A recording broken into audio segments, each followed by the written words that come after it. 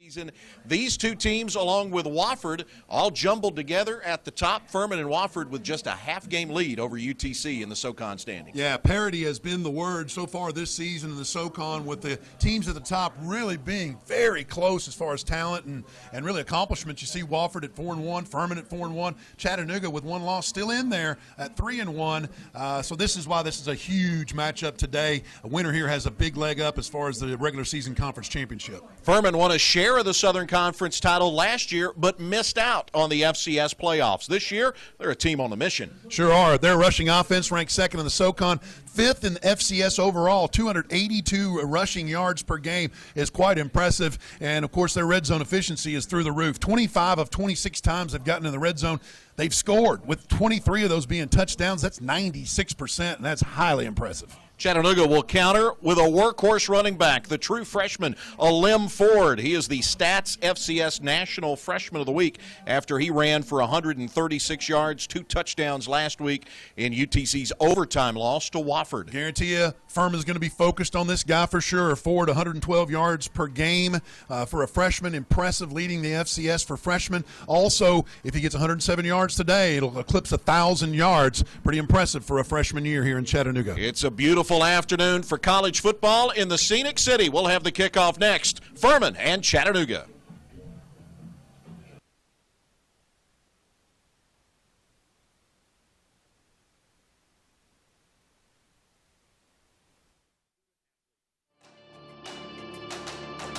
This is where they battle. These are their homes. This is where they become Rhodes Scholars and academic All-Americans. This is where titles are forever. This is the Southern Conference. I'll have the langoustine lobster ravioli. For you, sir? The original call was for langoustine ravioli. Langoustine is a tiny kind of lobster. Slight shellfish allergy rules that out. Plus, my wife ordered the langoustine. I will have chicken tenders and tater tots. If you're a ref, you way over-explain things. It's what you do. If you want to save 15% or more on car insurance, you switch to Geico. Sir, we don't have tater tots. It's what you do. I will have nachos. Since the year 00, we was out to get more. Bunch of really real G's, burning trees till we low. Sitting by 45 like I'm Jordan on the floor. Here we go, against the grain, that's what they say my name for.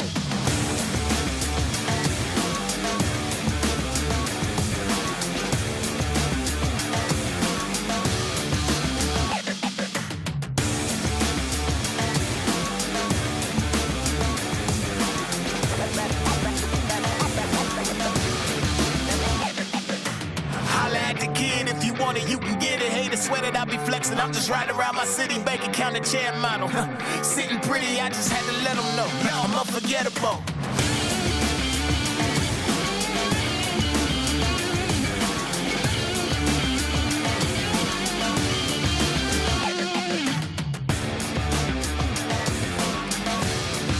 I'm unforgettable.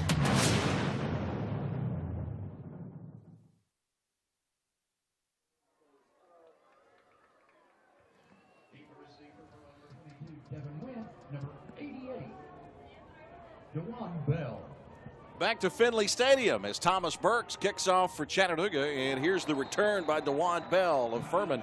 He gets out almost to the 25-yard line, right around it, and that's where the Furman offense will go to work.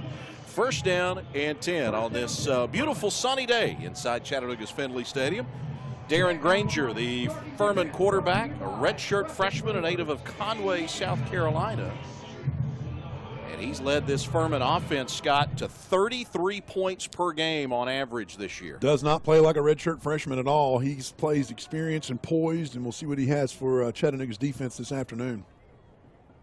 It's the option to the right side, and Granger on the keeper. First down yardage out across the 35-yard line. And that's exactly what I'm talking about right there. You saw the poise, waiting on the see, make the decision, am I going to pitch it, not? And then he felt like, boom, I can cut this thing up and get the first down, and he did that. Very athletic and a really good passer as well. Second in the FCS in yards per completion. And here he is on the screen, caught on the far side by Thomas Gordon. Gordon gets to the 40 for a gain of 3. Marshall Cooper made the stop for Chattanooga. Ty Beck, too, just blasted him once he got the ball to the sideline. You see the Paladins starting lineup. You talked about the freshman Granger. Also, Devin Abrams, a redshirt freshman, and center Evan Jumper have all been freshmen, but not playing like it at all. You can't be 13th ranked in the country and not be playing like experienced veterans. Abrams, the lone setback now. And it's Abram that gets the carry off the left side. Devin Abram brought down by Chattanooga's Cayenne Edwards. Devin Abram, a redshirt freshman out of Pensacola, 6'1", 218 pounds, averages about 6 yards a carry. What's interesting, Scott, he plays the role that he plays in this Furman offense. Devin Abrams is basically an old school fullback to me and you, the way they use him. We don't see that much nowadays, but yeah, that's the way they use him. And Devin Wynn, obviously, is their big dog, leading the team in scoring with 9 touchdowns. So that combination is very successful. Here's Granger to throw, finds a man at the 50. And into Chattanooga territory, Jake Walker, the Cartersville, Georgia. Check that, Zach Peterson. It was 19, not 18, that made the catch. Peterson just gets out in the seam in between the linebackers and the defensive back, finds an opening, turns around, and Granger nails him. Very accurate passer. Furman with a first down in Chattanooga territory now. Granger again tries to drop it off in the flats to the tight end and Ryan Miller. This time he overthrows him and it's incomplete. I thought it looked like Cayenne Edwards again breaking through and just kind of disrupting that pass to make it not an easy completion, and Granger kind of overthrew Ryan Miller. The tight end, 6'1", 214, was open, but if he throws it directly at him, that might have been deflected or picked off. So pretty good defense from Chattanooga. Furman averaging 33 points per game. On a 2nd down and 10 inside Chattanooga territory. Here's Granger with a give to Corey Watkins, and Watkins driven back. They'll give him the line of scrimmage. Cam Jones with a nice stop there, the transfer from Louisville this year, who has really been contributing. And these guys, as Chattanooga has gone game after game after game, getting more experience, more chemistry on that defense, and playing very, very well here in the last couple of weeks. Chattanooga's defense giving up 29 points per game, allowing 5 yards a rush attempt. Furman with their first 3rd down of the afternoon. From the UTC 48, Granger will throw. Big pressure. Granger lost the ball. Lost the football. Chattanooga says they have recovered, and they have. That's Ty Beck on the recovery. Nice hustle play. A defender got his hand in there and just kind of stripped the ball as Granger tried to run through the opening there in the offensive line. And a very fortunate turn of events here and gives Chattanooga early momentum. You see Granger looking, sees a hole. I didn't see exactly who it was that put the hand on the ball, but Ty Beck ends up, when that ball's on the turf, on top of it, and a nice hustle play by the sophomore linebacker from Chattanooga. So Chattanooga will try to take over. They give it to the freshman and a limb Ford, and Ford with a first down to the Furman 31-yard line. DeMarcus Clay, the strong safety, made the tackle for the Paladins. That's what this kid does. When you get the opportunity. And, of course, McClendon Curtis, the right guard, was talking about it earlier in the week. He just needs just a little sliver of daylight, and he busts through there and then tries to either run over somebody or make a tackle miss, and that time he just ran over the safety for a big gain. And here comes Ford again. Bounced it outside. Ford inside the 30-yard line. Donovan Perryman made the tackle. You saw the numbers for Chattanooga's quarterback and Nick Tiano. Tiano last week, 14 out of 29, 245 yards, 2 touchdowns, passing. There's your Chattanooga starting lineup.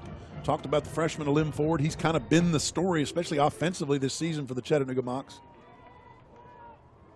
Tiano to throw.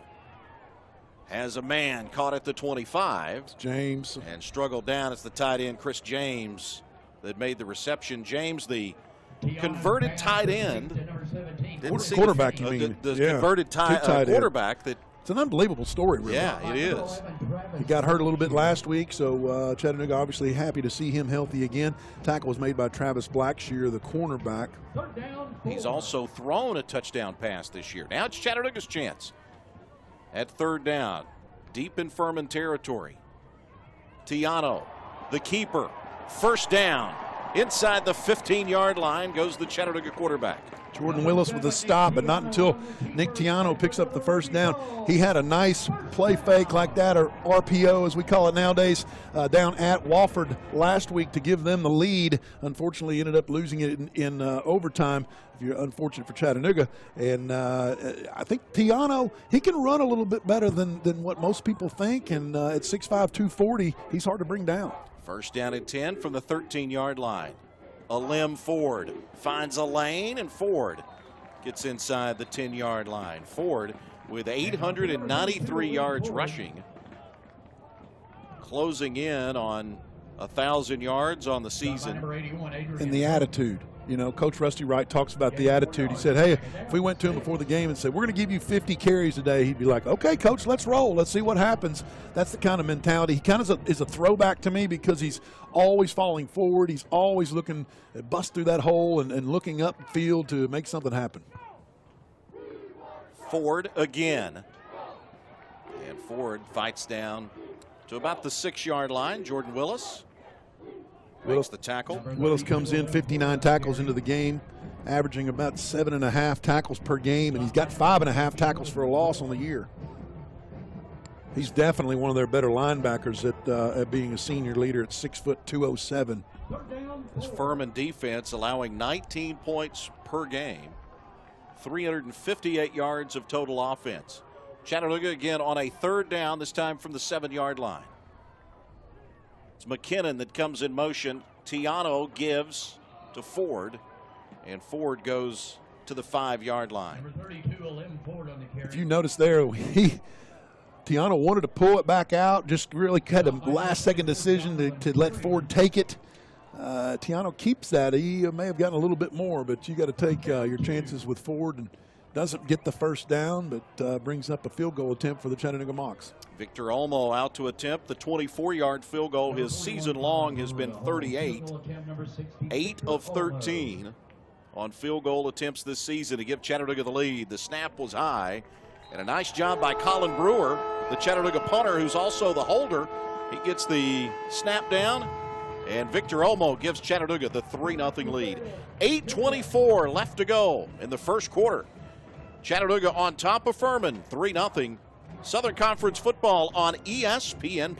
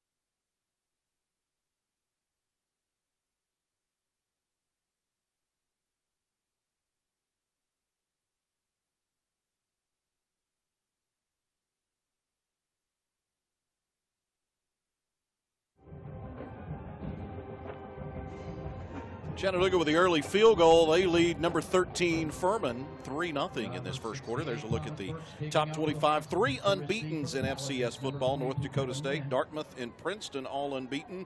As you look at the top 25, 23 of those 25 in action today. And, of course, Wofford ranked 20th, like you said, back into the top 25 after their win over Chattanooga in overtime last week.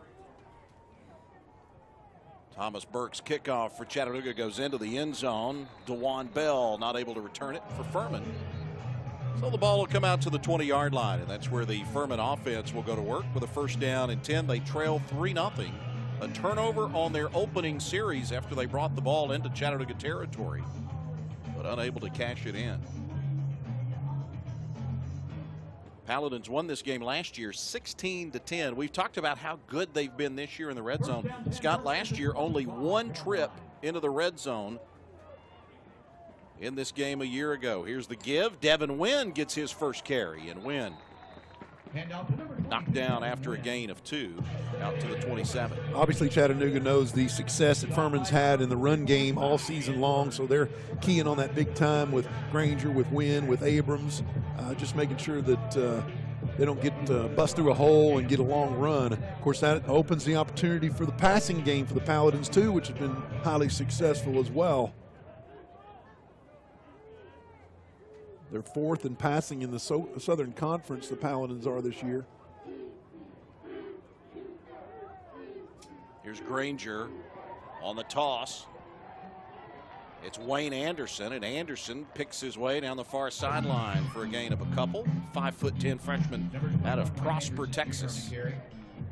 They just chip away, chunks at a time in the run game. Beck and Smith team up on the stop for Chattanooga. Ooh, what a block by the Paladins. Looked like the tight end just takes out Marshall Cooper. Brings up an interesting 3rd and 3. Do you go back to the run game? Do you fake that and try to get a bigger play through the air? Furman 1 of 2 on 3rd downs. And they go back to Wynn. Wynn met by that Chattanooga defense and stopped. He'll be about a yard short. Well, looks like they'll say he got enough. They'll give him forward progress across the 35-yard line. They must not have blown the ball dead when they stopped his progress, because once he rolled over on top of the defender, I don't think his knee was ever down until he rolled. And when he rolled, he got picked up about 2 more yards. We'll see right here. Initial contact and momentum stopped, but he's not down until he rolls, and you can't really see it by that replay, but I believe that's what happened, which is what allowed Furman to get the first down. Wynn, the junior, is Abrams met at the line of scrimmage and then pulled back. A host of Chattanooga Mocs in on that stop, including Jay Person. Jay Person and Marshall Cooper, who's pretty much in on every stop, it seems like, for this Chattanooga defense. Back to Devin Wynn for a minute, the junior out of Greensboro, Georgia. A preseason All-Southern Conference selection. He led the state of Georgia in rushing as a high school senior. That is, if you can do that, yeah, you're legit. That is no small feat. Granger rolling out, big pressure. Play action. He escapes away from one, caught from behind and dropped. That's Person, and again, Cam Jones, the linebacker. Boy, they got super pressure off the left side. Kyan Edwards, I believe it was Telvin Jones in there as well. You can see, and really the Furman player does a good job. That's Devin Abrams of blocking both of those guys, or at least just getting a little chip block on both of those guys to try and spring Granger, but the Mocs pursued. Ended up victorious on that play. 3rd down and 10 now for Furman.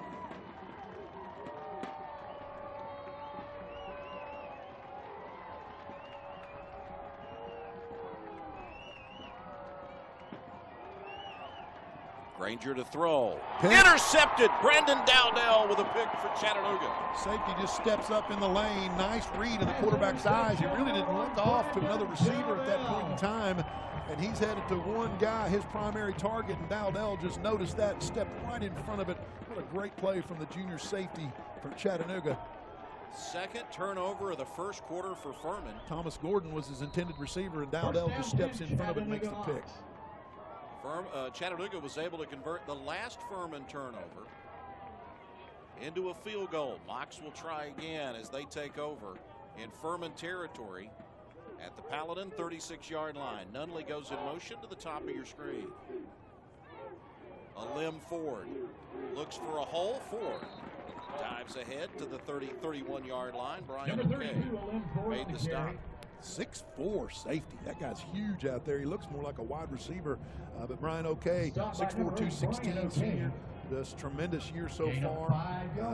5.5 tackles per game and comes in with 43 tackles on the year. Making his 34th career start today for Furman.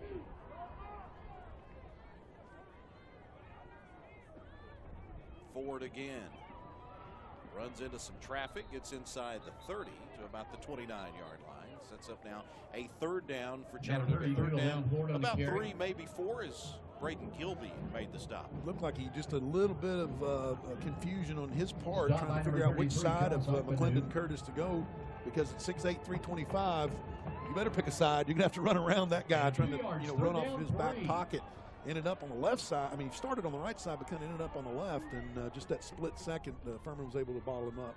Third and short, Tiano on the rollout. Has a man open, pass complete, and pushed out of bounds. Bryce Nunley, the All-American wide receiver for Chattanooga, made the reception his 35th of the season.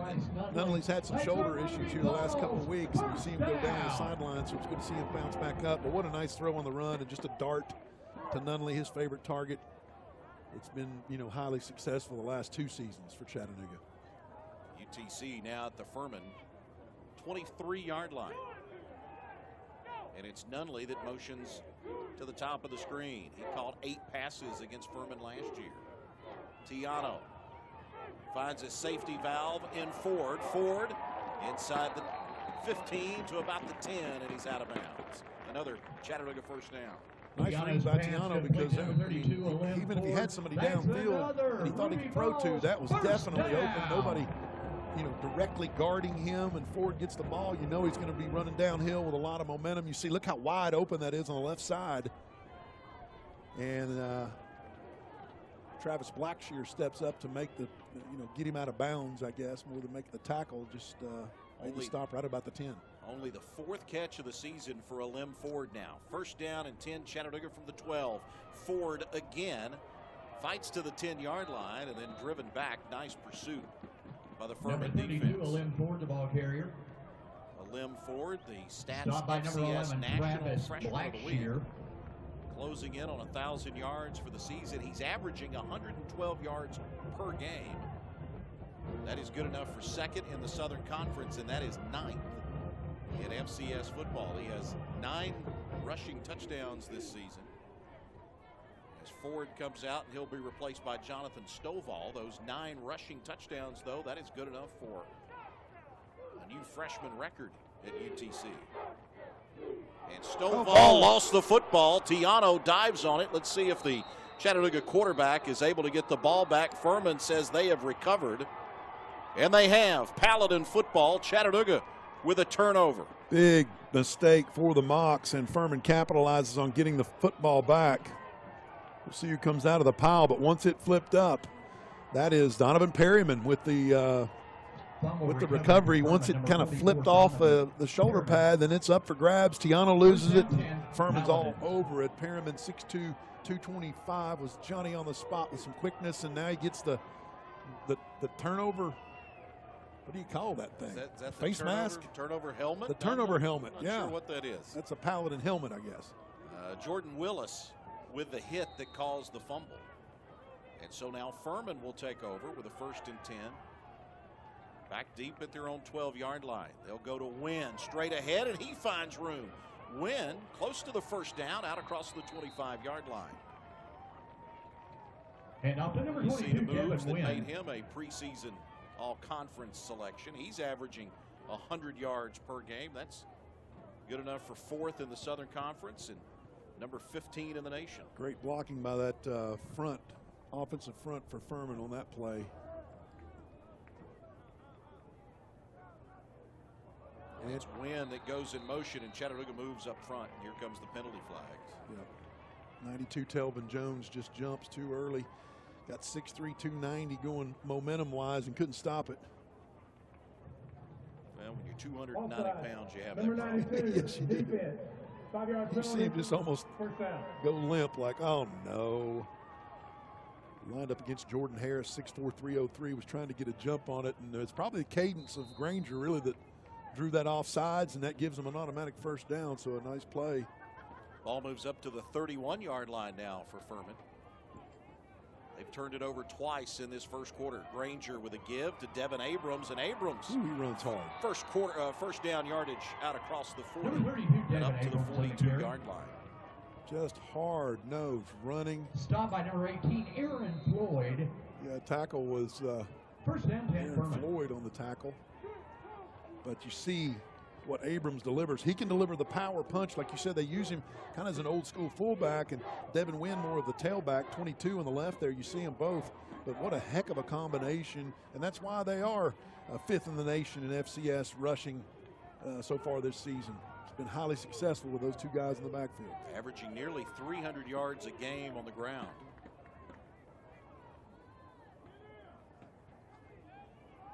And here's Wynn. Wynn gets a yard off the right side.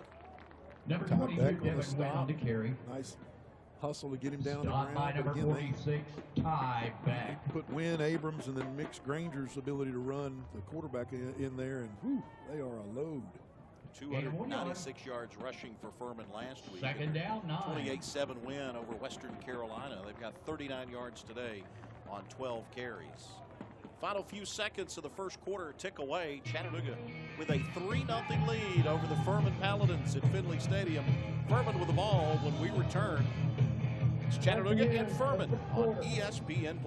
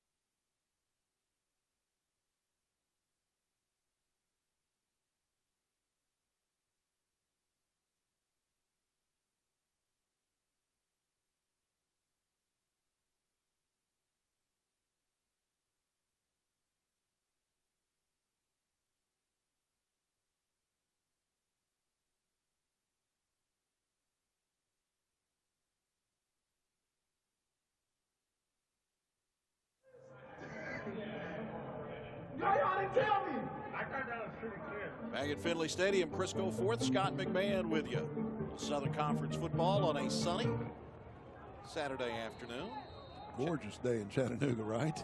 UTC with a 3-0 lead as you get a look at the Furman bench and head coach Clay Hendricks in his third year, the former Paladin offensive lineman.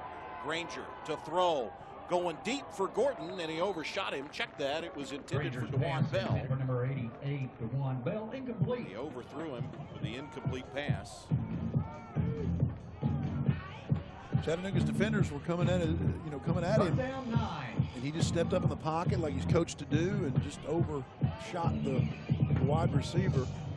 Well, another third down now for Furman. There's Clay Hendricks' resume. Third season as Furman's head coach. Spent 19 years at Furman as an assistant coach. Played on the offensive line at Furman back in his playing days. Was the offensive line coach at the Air Force Academy. Granger again, throwing deep, got a man, and he overthrew him. Devin Wynn. I'll check that. It was Thomas Gordon, the intended target. Gordon had a step behind the defense and just could not come up with a handle on that football. That was actually a pretty good throw from Granger. I mean, you can say it's a little bit long, but boy, Gordon was hustling big time on that play. 6'1", 178, and he's really got some great stats. 503 yards on the year coming in, and 17, a little bit over 17 yards per catch so far this season. That's impressive. He's fourth all-time in career receptions and number 4 in yardage as Grayson Atkins gets away the high punt that Brandon Dowdell will let bounce and go out of bounds at about the 20-yard line, and that's where Chattanooga takes over. First down and 10 when we come back to Finley Stadium. The Mocs with a 3-0 lead over the number 13 Paladins on ESPN+. It really touches my heart that individuals at Ingalls treat you like family. They invest their love into you. They invest their business into you. And they give back to communities in rural areas like ours. I don't know exactly where family farmers like mine would be without Ingalls supermarkets.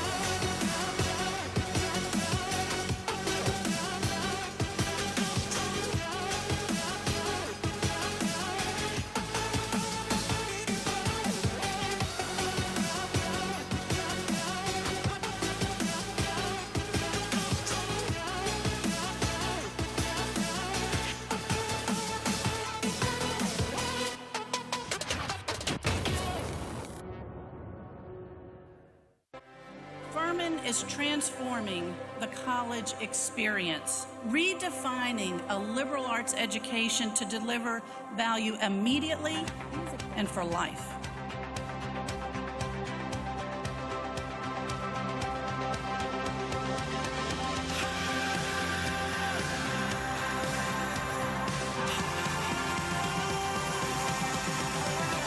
This is the Furman advantage. Chattanooga with a 3-0 lead. There's a look at the Mocs head coach, Rusty Wright. Former Chattanooga tight end. Once coached linebackers at Furman back in 2010.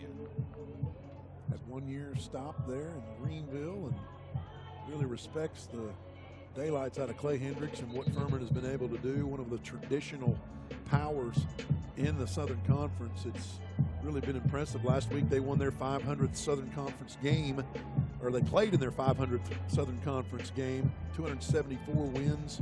That's number 1 overall in the history of the conference. They have 14 Southern Conference championships. Again, most championships in Southern Conference history. Their tradition and their history at Furman has been quite impressive. So the Mocs take over after the Furman punt. Paladins turned it over twice in the first quarter. UTC turned it over once. A Victor Olmo field goal, the difference in this game now, as Chattanooga has the 3-0 lead.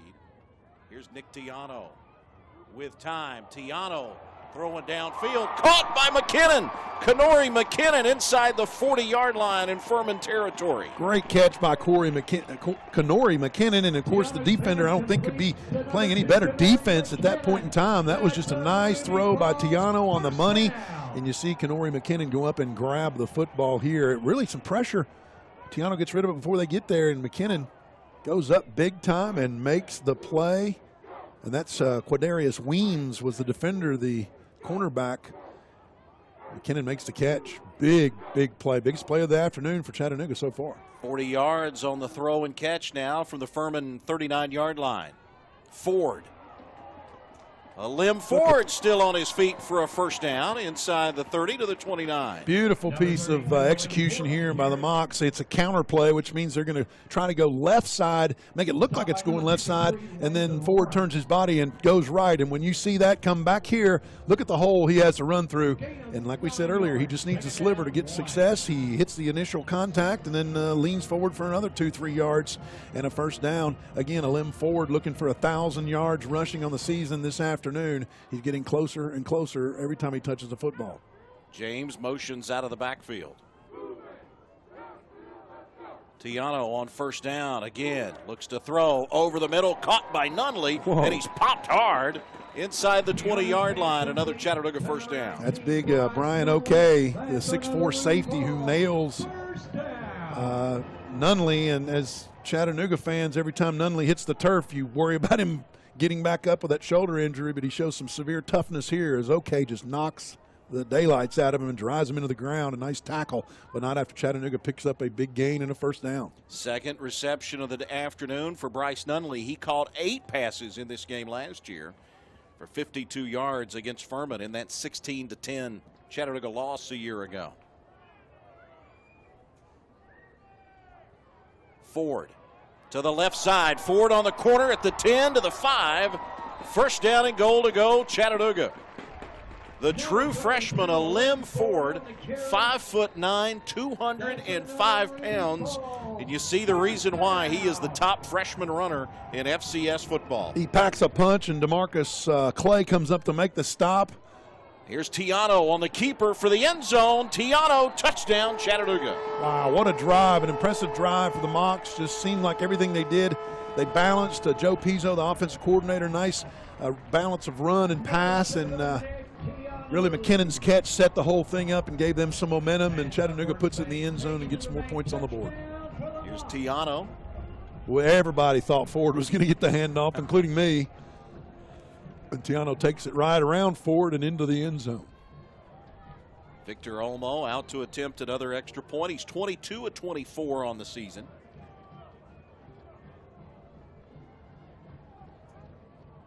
Colin Brewer to hold. Cody Olszewski's snap was good, but Victor Olmo bangs it off the upright. And it's a 9-0 Chattanooga lead. That's the third miss of the season of an extra point for Chattanooga's Victor Olmo. 12:27 to go, first half from Finley Stadium. Chattanooga with a 9-0 lead over number 13 Furman. We're back with more on ESPN+.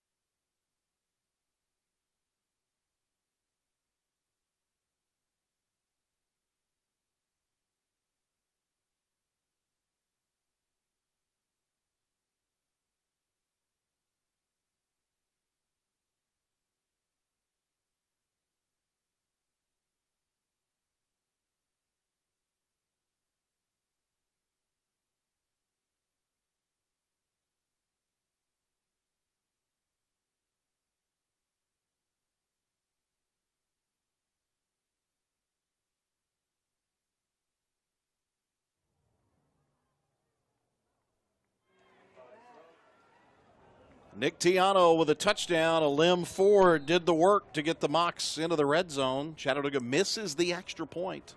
And it's a 9-0 lead now for UTC. Victor Olmo, who missed the extra point a moment ago, will now be kicking off as Furman sends back Devin Wynn and DeJuan Bell.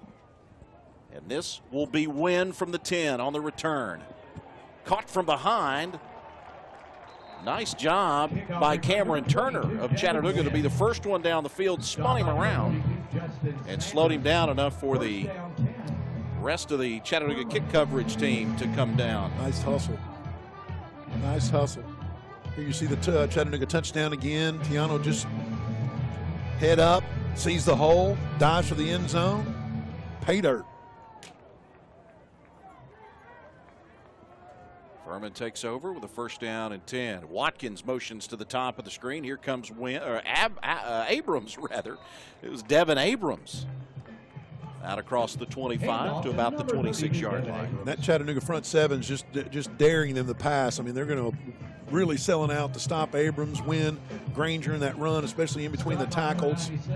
So I think just to loosen them up, if you're George Quarles, the offensive coordinator for the Paladins, then you start working the edge a little bit, maybe some passing games, short stuff, screens and things. We'll see what happens. And they've just, built their whole season on running the football. So obviously they don't want to go away from that.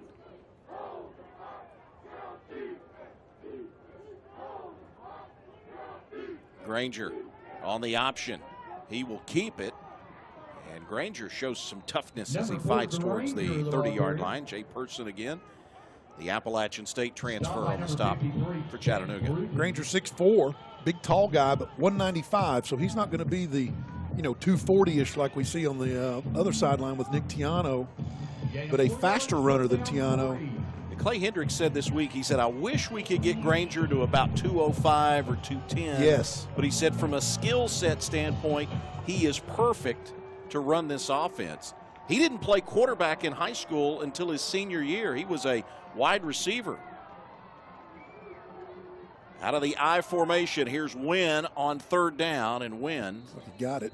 Moves the pile forward for the first down up to the 33-yard line. Granger, really an incredible story because he was involved in some sort of car accident as a junior, so missed his entire junior season in high school. Like you mentioned, a wide receiver, comes back for his senior year, and they're like, hey, well, let's put you at quarterback.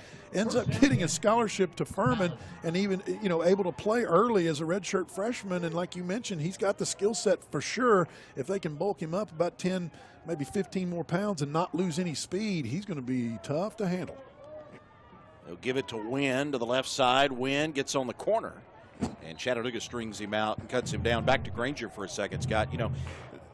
Furman has played two FBS teams off their feet this year. Yeah. They lost to Georgia State 48-42 back on September the 7th, and then lost to Virginia Tech 24-17. Had the Hokies on the ropes. On September the 14th. Penalty flag on that play. We'll see what it is as the officiating crew sorts it out. But in that Georgia State game, Granger threw for over 300 yards and 4 touchdowns. Number 14, White. After the play, unsportsmanlike conduct. There's a look at Jerry Wellmaker. Both teams. That's both of their first unsportsmanlike of the game. Penalties offset. Second down. So it remains second down. Jerry Wellmaker, our referee today. And sportsmanlike conduct penalties will offset. These two teams playing for the 49th time, one of the longtime Southern Conference rivals.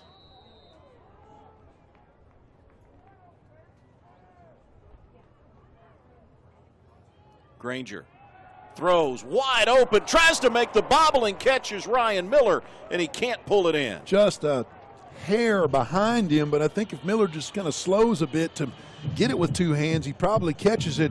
Tried to put the big paw up as he was still running. If he can tip that to himself and catch it, he's got wide open spaces, but he couldn't find the handle. You see it across the middle. Looked like an option play, so that's great. Oh, he just barely couldn't find it, and that would have been one heck of a catch. Nice design for the look because it looked like a run play, and then he comes back across the middle, and you see the intended receiver, Miller, wide open across the middle. Miller, a Tennessee native out of Jackson, Tennessee, played at University School of Jackson. Here's Granger now on third down. Big under pressure, sacked. Darren Granger. That's Devontae Maxwell, the sophomore defensive end, 6'2", 275, just pushes back. The offensive lineman gets in Granger's face and doesn't let him out off the hook. Nice play by Devontae Maxwell. 3.5 sacks now for Devontae Maxwell on the season. And so far, this Chattanooga defense has held their own against the high-powered rushing game of the Furman Paladins. Grayson Adkins on to punt again for Furman. Brandon Dowdell will retreat back inside the 15-yard line. He's got some room if he can make the turn. And he does, and then he's caught. Nice open field stop by Furman. That's flying and down Andrew the football. Washington. Flying down the football field there by Washington, 5'9", 186 out of Garner, North Carolina, and a nice play. It looked like Dowdell had beat the defense around the edge, and then all of a sudden, no. It's a 9-0 Chattanooga lead. Mocs have the ball when we return to Finley Stadium after this. At Ingalls, we have a very special family. A family of farmers, ranchers, and dairymen. Clerks, butchers, and bakers. Deli workers, pharmacists, and florists. We work hard every day to bring you the very best. And we'll continue to wake up every morning and work as hard as you do. This is our town, and we built this community together. Ingalls, your neighbor for over 50 years.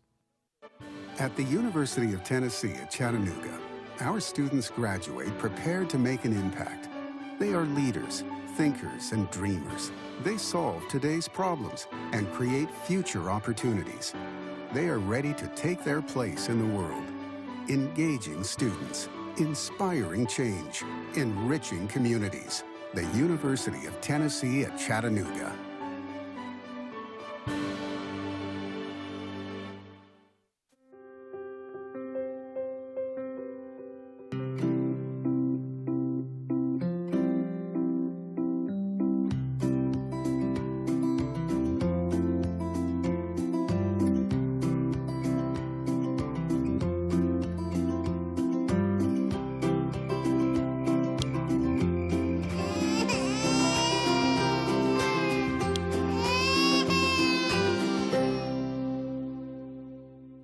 Jeff Foxworthy here. You know, if you've ever found yourself repeating the same thing for 75 years, you might be Smokey Bear. Only you can prevent wildfires.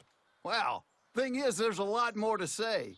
Like if you've ever found yourself burning yard debris and then walking away, well, you might be starting a wildfire.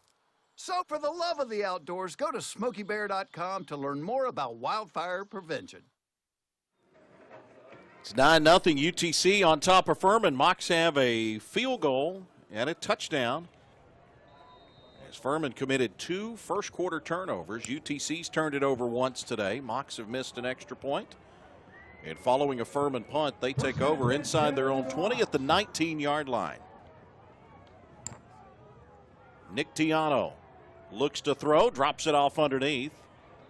Gain of a yard to Bryce Nunley at about the 20-yard line. Nice open field tackle from Donovan Perryman, 6'2", 225. It looked like Nunley was trying to make a little stutter step move on him, and Perryman was having none of that. Yeah, Perryman coming off a good performance last week. He had 5 tackles in their win over Western Carolina. Averaging 5 per game, too, 40 tackles on the season.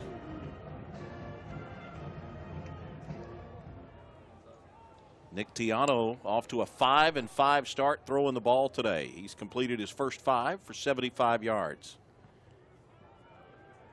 Will throw again, has a man open. He's 6 of 6. Pass is caught by Reginald Henderson. And they're going to call it incomplete. Incomplete. It looked like he had it for just a second. Then the ball came loose. Referees will overall call it incomplete. It was Jordan Willis that came up with the ball for Furman.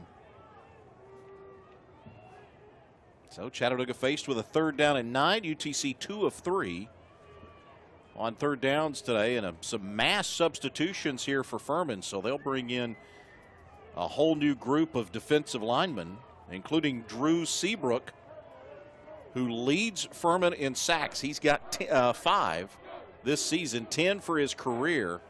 He's lined up at the top of your screen at that left defensive end position.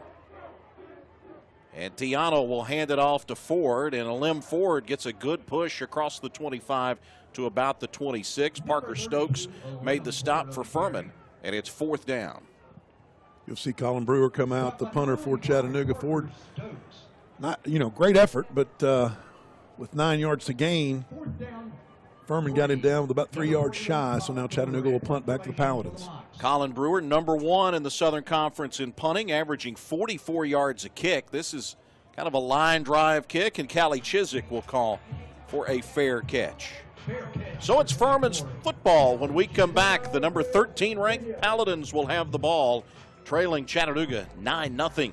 Southern Conference football continues on ESPN+.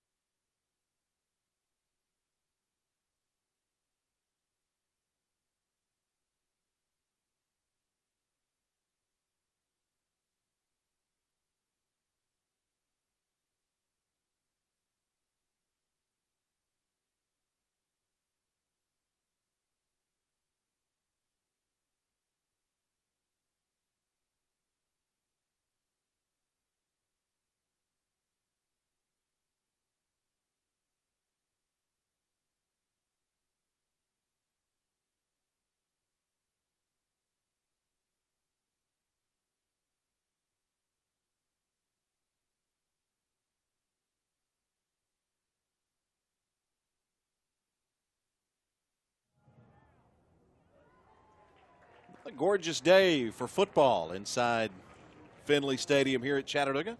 The home team with a 9-0 lead over Furman with 8 minutes left to go in the first half of football. Abrams. Big hole. And Abrams gets into Chattanooga territory inside the Chattanooga 40. Check that, it was Dominic Roberts. Dominic Roberto that got the carry, the Fayetteville, North Carolina native. 17 carries of the year for him. Clay Hendricks said this week, he said, we got 5 running backs, and we're going to use them all. Yep, well, he shows you why there. And that left side of the line, Bo Layton, Reed Krober, all those guys were just got a great push on that Chattanooga defensive front and had a fantastic edge for him to run through. And Roberto stays in. He is the lone setback. Wayne Anderson is a wing on the right side. Thomas Gordon, the wing to the left side. And it's Anderson that starts in motion. Here's the option and the pitch out. Gordon to the corner, and he's upended. Nice stop in the open field by Chattanooga's number 5 and Kamyron Smith. Kamyron Smith with a nice stop, and they make a change at quarterback and go with Hamp Sisson, the backup, also a redshirt freshman. Sisson out of Birmingham, Alabama, Mountain Brook High School. That's a highly successful school down there in the Birmingham area. So I guess it didn't feel like Granger was giving them enough offensive options, but Coach Hendricks probably came in thinking he'd play both of them either way, with both of them being redshirt freshmen. freshman. Gain of 2, second down and 8. There was a quarterback battle through the spring and the summer at Furman. And those two guys were even going into August, and it's Devin Wynn now. Picks his way inside the 35-yard line. Devontae Maxwell on the tackle for Chattanooga. Edwards had a paw on him in the backfield and just couldn't shed the block to get him on the ground. It was a nice job by Furman to pick up a couple extra yards.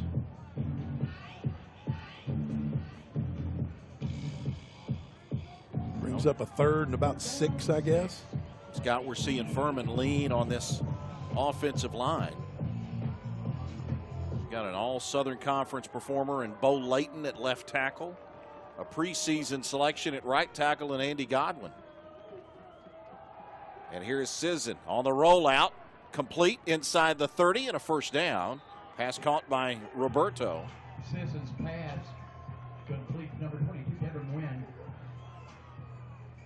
Nice misdirection by the Paladins. Looked like the whole play was going left. Like you mentioned, Bo Layton and Krober and some of those offensive linemen all going left, and he spins out of it, turns around, and finds Abrams, Devin Abrams, out in the flats for the first down. First down, 10, Furman. From the 24 now in Chattanooga territory. Sisson again will hand it off. And they just run it right at Chattanooga down to the 21-yard line. Abrams on the carry again, just like you said, a big hole, a chance for them to just kind of run downhill at the Mocs defensive front, and they're successful again. Furman, about 4 yards. Furman has played 8 offensive linemen this year. And that group of Layton, Krober, Jumper, Harris, and Godwin.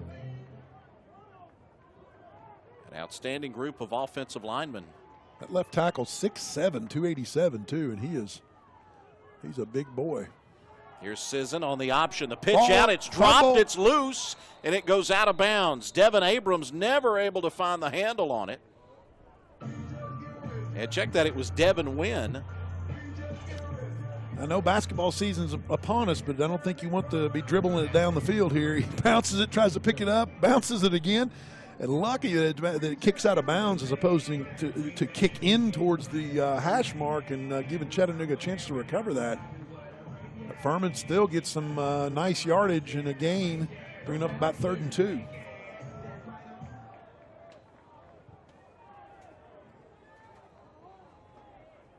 Wynn, the standing tailback. They go back into an I formation. Here's Wynn, straight ahead, first down. On his feet at the 10. And down inside the 10-yard line, powers Devin Wynn. Kane Roberts made the stop for Chattanooga, and that was a whole lot of want to by Devin Wynn. DJ Jackson just got rolled up by Wynn, and he was the initial contact, but Wynn just trucked him basically and kept on going.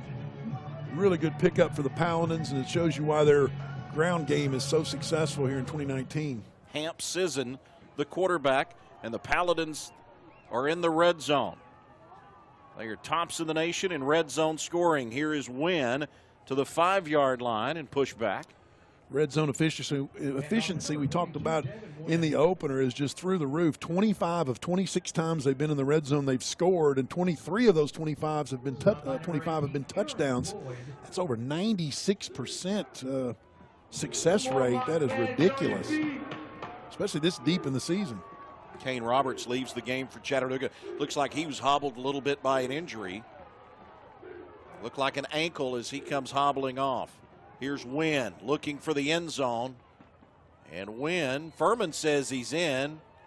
Let's see. He is going to be inside the 1-yard line if it's not a touchdown. And off to number 22, Devin Wynn. You can see him sort out the stack. Let's see where they set the ball down. Just shy. Look how close to the goal line. Woo. Less than the referee's foot there. And here you go, looking for 26 of 27 inside the red zone, the Paladins are this year. Furman now 5 of 9 on 3rd downs. Here they are on a 3rd down and goal from inside the 1. Sisson under center. Abrams. Touchdown, Furman. Devin Abrams, the redshirt freshman from Pensacola, gets Furman on the board.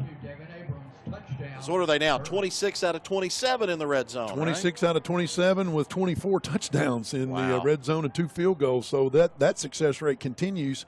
That probably ups their percentage to about 97% at this point in time, but I don't care. Anything over 90 is unbelievable. So when inside the red zone, the Paladins, buddy, they are almost successful to 100%. Jack Harden to hold, Grayson Adkins to kick. He's 29 out of 31 on extra point attempts this year. The snap is down, and Adkins kick up and good. And it's 9-7, Chattanooga leading Furman with 2:29 to go.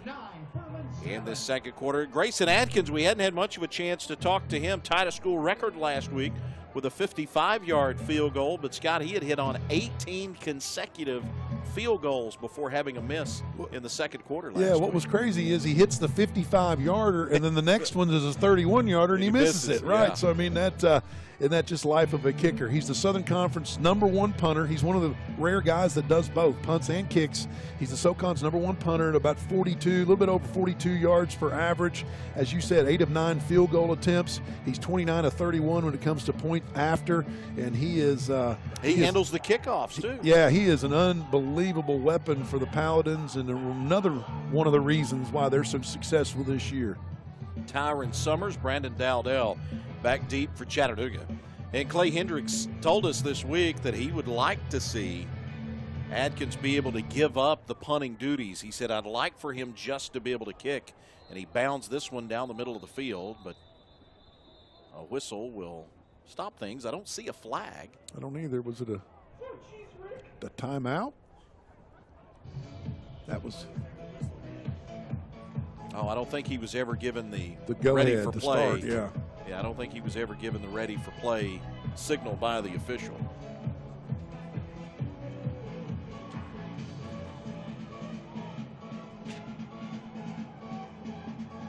(9-7) our score. Victor Olmo with a 23-yard field goal for Chattanooga. Nick Tiano with a 3-yard run. Mox missed the extra point. Devin Abrams with a 1-yard touchdown run.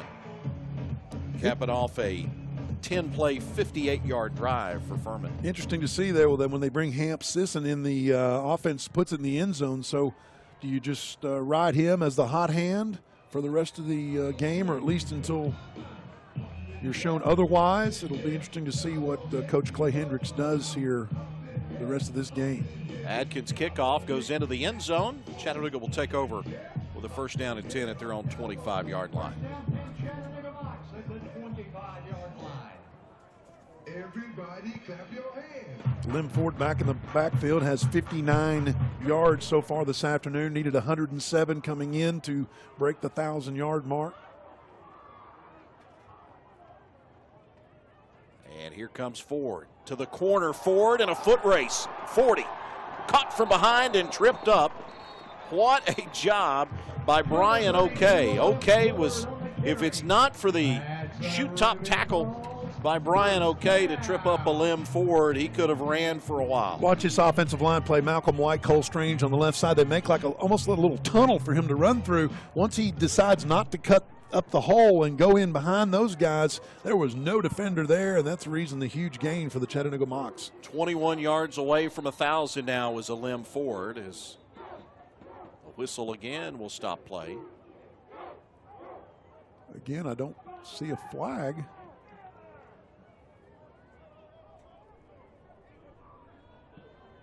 Previous play is under review. They'll have it under review. So I guess they're looking at placement here in terms of, did he step out of bounds maybe before he was tripped up by Brian O'Kay. But once he got it to the sideline, he had already got a pretty decent gain. You'll see the blocking. Finds that little sliver, that little tunnel, turns it up. Not out yet. Right there, maybe. That's what they're trying to say. Okay.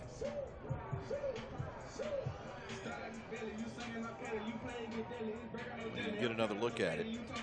Our replay official today is Harold Ditton.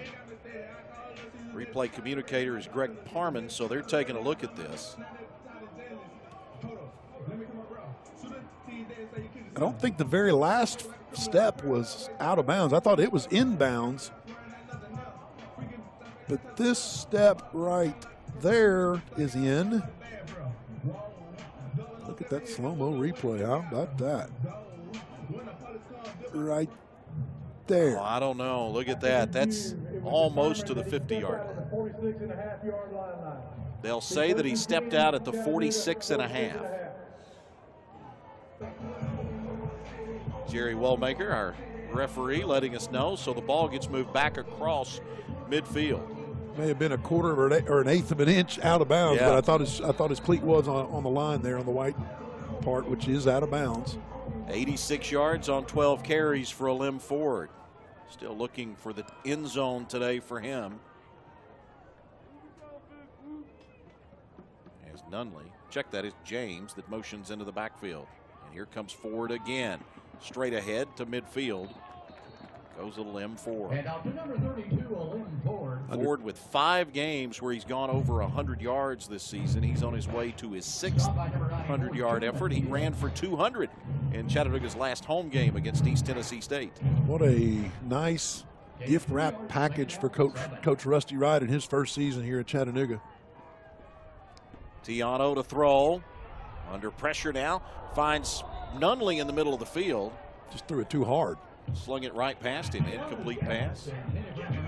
Talking about Ford, the previous coach, Tom Arth, had recruited Ford, and when Rusty Wright got the job, he said, man, I can't come visit you because it's a dead period, but, you know, you're still going to come to Chattanooga even with the coaching change. And he said, yes, sir. You know, my family, we've been raised to be a men of my word, and I said I'm going to commit to the Mocs, and I'm still going to come. And, boy, that was a start on the right foot, if you will, for the Rusty Wright area here in Chattanooga. And here he comes again. 23 yards away from 1,000. He goes to the 47-yard line. Chattanooga will now be faced with a third down.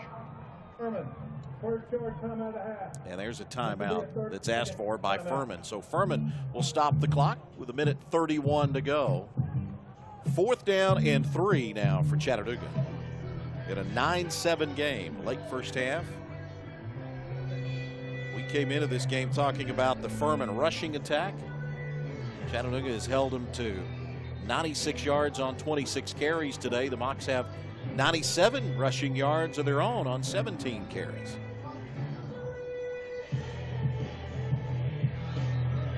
And a 4th down and 3 for UTC. So Furman, if they can get the stop, the Paladins want to be able to get the ball back in good field position. It looks like Chattanooga will punt it away. They'll rely on the foot of the top punter in the Southern Conference in Colin Brewer, who's averaging 44 yards a kick. Ball will be snapped from the 46-yard line, so they want to try to pin Furman back deep. Callie Chiswick, son of former Auburn coach Gene Chiswick, to return the kick as Brewer angles it towards the right side, and the fair catch made for by Chiswick at the 20-yard line. So 1:26 to play here in this first half. See if they all out try to get in the end zone or at least into field goal range to try and put more points on the board. I think you got to try, you know, at least a play or two to see what kind of momentum you can possibly grab on this drive, and maybe you can break one for a long gain and then set up a field goal opportunity. Sism to throw, finds a man open, and it's incomplete.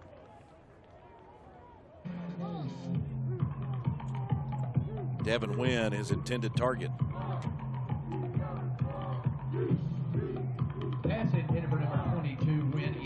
Sism replacing the starter in Darren Granger, and led Furman to a scoring drive on their last possession. 2nd and 10 now from their own 20. Inside a minute and a half to go. Movement again up front. Looked like maybe Kyan Edwards, but he got back. And then Bo Layton, or was that Andy Godwin, possibly the right tackle with the movement? We'll see what the referees call. Go against Chattanooga. Number 44, defense, 5-yard penalty, 2nd down. Kyan Edwards whistled with a violation. And after a 5-yard mark off, it becomes 2nd down and 5.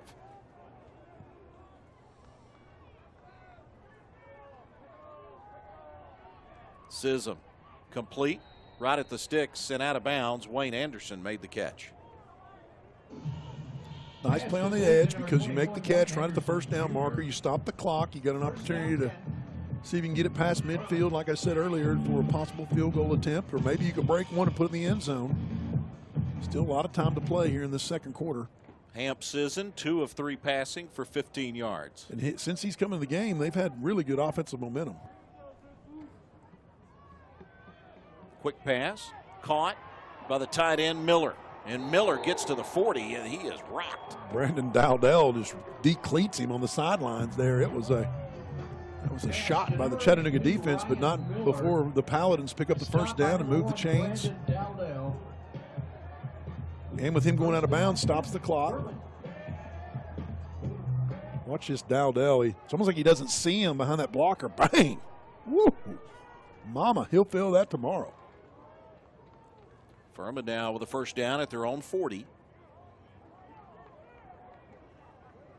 Minute 13 to go. Running the 2-minute offense with Hamp Sisson at quarterback. Here comes Chattanooga on the blitz. Sisson hit as he releases, and it's an incomplete pass going back to Miller down the near sideline. Number 82, Ryan Miller, incomplete. 2nd down. Chattanooga's defensive front gets a little bit, like you said, just enough to kind of bump him off his feet. Kind of disrupt the throw, and it was incomplete. Falls harmless to the turf. Chattanooga with an interception earlier in this game. Back in the first quarter, they intercepted Darren Granger. 1 of 2 first quarter turnovers. Here's Sisson to throw on the run. Finds Gordon, complete for a first down in Chattanooga territory inside the UTC 45-yard line. Kamyron Smith made the stop for Chattanooga. Furman quickly comes to the line as the clock rolls inside. Now 1 minute to go in this first half. You see him just kind of plop right out there in the middle, and he's wide open. Sisson again on the rollout. Another completed pass, and out of bounds is Wayne Anderson. Number 21, Anderson. Nice, efficient offense here, run by Sisson. This is, if you're George Quarles, the offensive coordinator at Furman, this is exactly the way you want to dial it up, especially with your freshman quarterback in Hamp Sisson. Give him those high percentage throws. Right, high percentage throws, fairly conservative calls, if you will, and if you're successful, you can move the football like we've seen here. This is a perfect way if you try to draw it up to end this second quarter for the Paladins. And of course, it won't matter at all if you don't get any points on the board, but man, they've moved the football quickly and really used the clock very well. A 9-7 lead for Chattanooga, but Hamp Sisson has Furman on the march. Sisson now will run, has open space. Sisson gets inside the 20 and goes to the 15-yard line where it's first down and 10. And Furman, the #1 red zone offense in the FCS, is back in the red zone, and quickly back to the line. Sisson will spike it and stop the clock with 37 seconds left. Well, they have moved the ball down the field, Scott, as you see Sisson. Look at all that green grass in front of him. As soon as he noticed that he was gone, I mean, there is no doubt that a quarterback worth his salt just tucks that and gets as much as you can, and like you mentioned, into the red zone. So I think this Paladin team, they feel like that's their home. Once they get in there, they're highly confident they're going to score, and why not? The percentages are through the roof. Other than the pressure that Chattanooga brought on Sisson earlier, it's looked like a Friday walkthrough for Furman on this drive.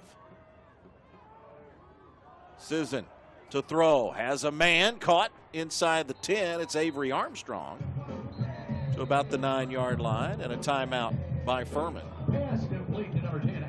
Their second timeout, so they've really got plenty of time here with 31 seconds. And one more timeout in their back pocket. Well, George Quarles, the offensive coordinator at Furman, and a former wide receiver for the Paladins. On their 88 national championship team, right. too. One of the most successful high school football coaches in the state of Tennessee. He won a whole bunch of state championships up at Maryville. About an hour and a half, maybe 2 hours up I-75 from Chattanooga. And at one time had a winning streak, what was it, 72, 74 games, something like that? It was ridiculous. Yeah. Whatever it was, I mean, just one of the most talked about football programs in America. And you know, we've mentioned this a bunch doing sports in the Chattanooga area. It's not like it was a football factory and they were producing, you know, 12 and 14 D1 players every year. It was just a well-coached team that did not make mistakes and did not hurt themselves. And just an impressive run what he's done in his on his resume in the state of Tennessee in high school football. 3rd down and 3. Here's Sisson on the keeper to the 5 to the end zone. Touchdown. Hamp Sisson. What a drive for Furman. Sisson with a touchdown run with 26 seconds left on the clock. That was textbook. Whew. 27 of 28 now in the red zone for the season. Oh, what a fake right there. Just wide open. And you see, Sisson has a little bit more athleticism than you think, and sneaky fast, as we like to call that. And boy, that's exactly how you draw it up for Furman. Evan Vaughn will snap it. Jake Harden will hold it, and Grayson Atkins will extend the Furman lead. It is 14-9. Furman leads Chattanooga with 26 seconds left to go in the first half. Chattanooga led 9-0 at one point. Now Furman has scored on consecutive drives after they changed quarterbacks. Darren Granger started the game. They go to Hamp Sisson. He's led them on back-to-back scoring drives. And Furman with their first lead at 14-9. I thought that was as great a clock management as you'll see in college football, to be honest with you. I don't care what level. That was just well thought out as far as the plays, getting them on the edge, being able to, once they make the catch, get out of bounds.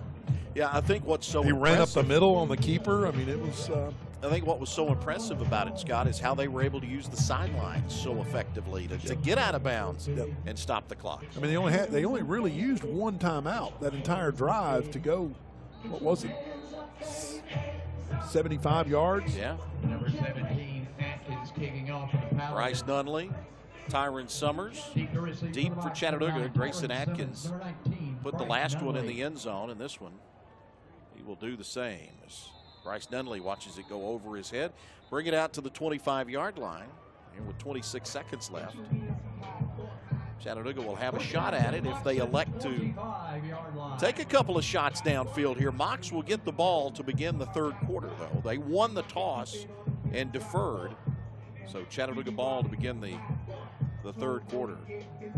So what early momentum Chattanooga really had is all but gone with the 2 back-to-back scoring drives for Furman, both putting them in the end zone for the 14 points. And so far, Sisson, the change to Sisson has been all the difference. Here's a limb forward, and a limb forward into the open field at midfield. Ford, 30, 20, and he's out of bounds with 17 seconds left. And a limb Ford has gone over 1,000 yards rushing now on his 15th carry of the first half. Great blocking from the left side of the line. Malcolm White, 6'7", 315. Cole Strange, 6'5", 290. You got Noah Ramsey, the center, in there. And once they popped a little hole, Ford he's got the savviness to see that, cuts it outside, breaks it to the sideline, and look, he doesn't have true breakaway speed like you see a lot of guys, but his quickness is second to none, and he gets a huge gain and puts Chattanooga into a scoring opportunity. 145 yards in the first half. Here's Stovall inside the 15, and Chattanooga will now have to take a timeout. Mox will stop it with 12 seconds left, and it looked like Coach Rusty Wright might have been trying to set it up and make sure he got it on the hash mark for Victor Olmo to attempt a field goal here with 12 seconds left. We'll wait and see. Mox they've got enough time, Scott. If they want to try to run another play, they can. Right, and I think it's smart to take the time out here just so you can get Ford a breather and get him back in the game. Nothing against Stovall, but they've had so many injuries at the running back position. There's quite a difference when you talk about Stovall compared to Ford, and how Ford could maybe pop one through the hole and make somebody miss or run over him and put it in the end zone, as opposed to having to rely on Olmo, who has frankly been inconsistent, missing extra point and a couple field goals versus ETSU 2 weeks ago here at home. What a great run by Ford. to set this whole thing up, this opportunity to score for Chattanooga right before the half and answer what Furman has done. And Ford is back in there now. The 15-yard line for Chattanooga. Bryce Nunley is at the top of your screen. Reggie Henderson at the bottom of your screen. Here's Tiano aiming for Henderson, and it's incomplete.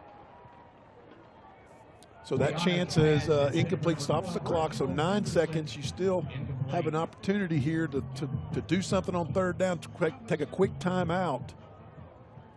Mocs still have 2 timeouts.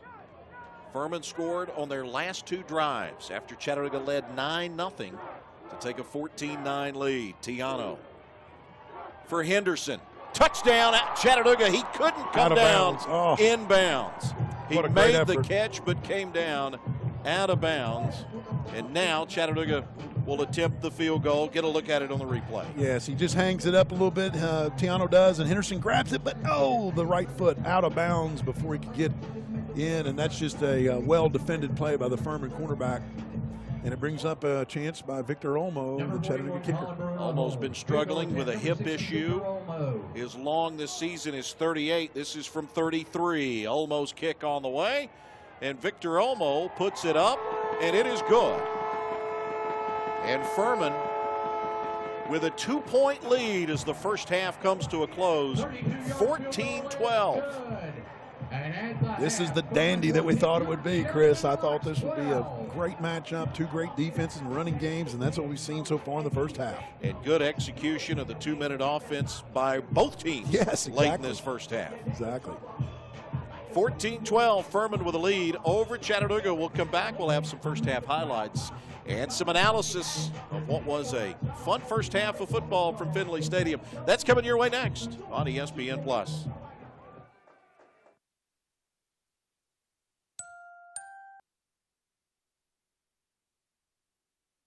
Back at Finley Stadium, Chris Goforth alongside Chattanooga Hall of Famer Scott McMahon, and a 14-12 lead for the Furman Paladins here at halftime over Chattanooga. Mocs led early. It was 9-0 Furman.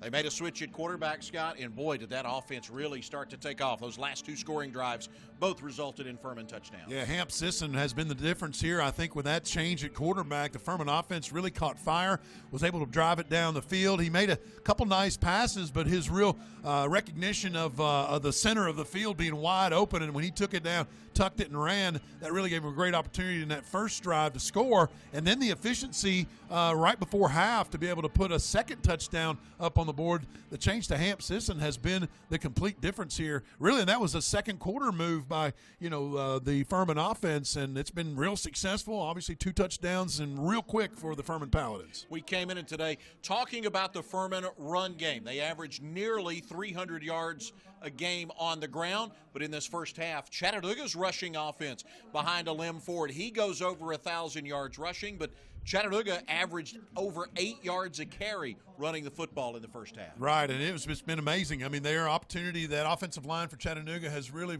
cleared some holes, and you see the 157 yards. It's pretty much Alim Ford. He's had 145. Those came in needing 107 to break the 1,000-yard mark, so he is now over that and really has had 2 or 3 broken plays where he has gotten big-time chunks of yardage. So Chattanooga's rushing game really outperforming Furman's at this point in time. Chattanooga was able to get 2 Furman turnovers, a fumble and an interception. Chattanooga turned it over 1 time in the first half. Both defenses a little opportunistic when they've had chances. They sure have. And look at that time of possession, though. That's what Furman does. They really dominate that stat, and they're, again, continuing to do that today, even with just a 2-point lead. 14-12, Furman leads Chattanooga. We'll have some first half highlights coming your way next. Southern Conference football on ESPN+.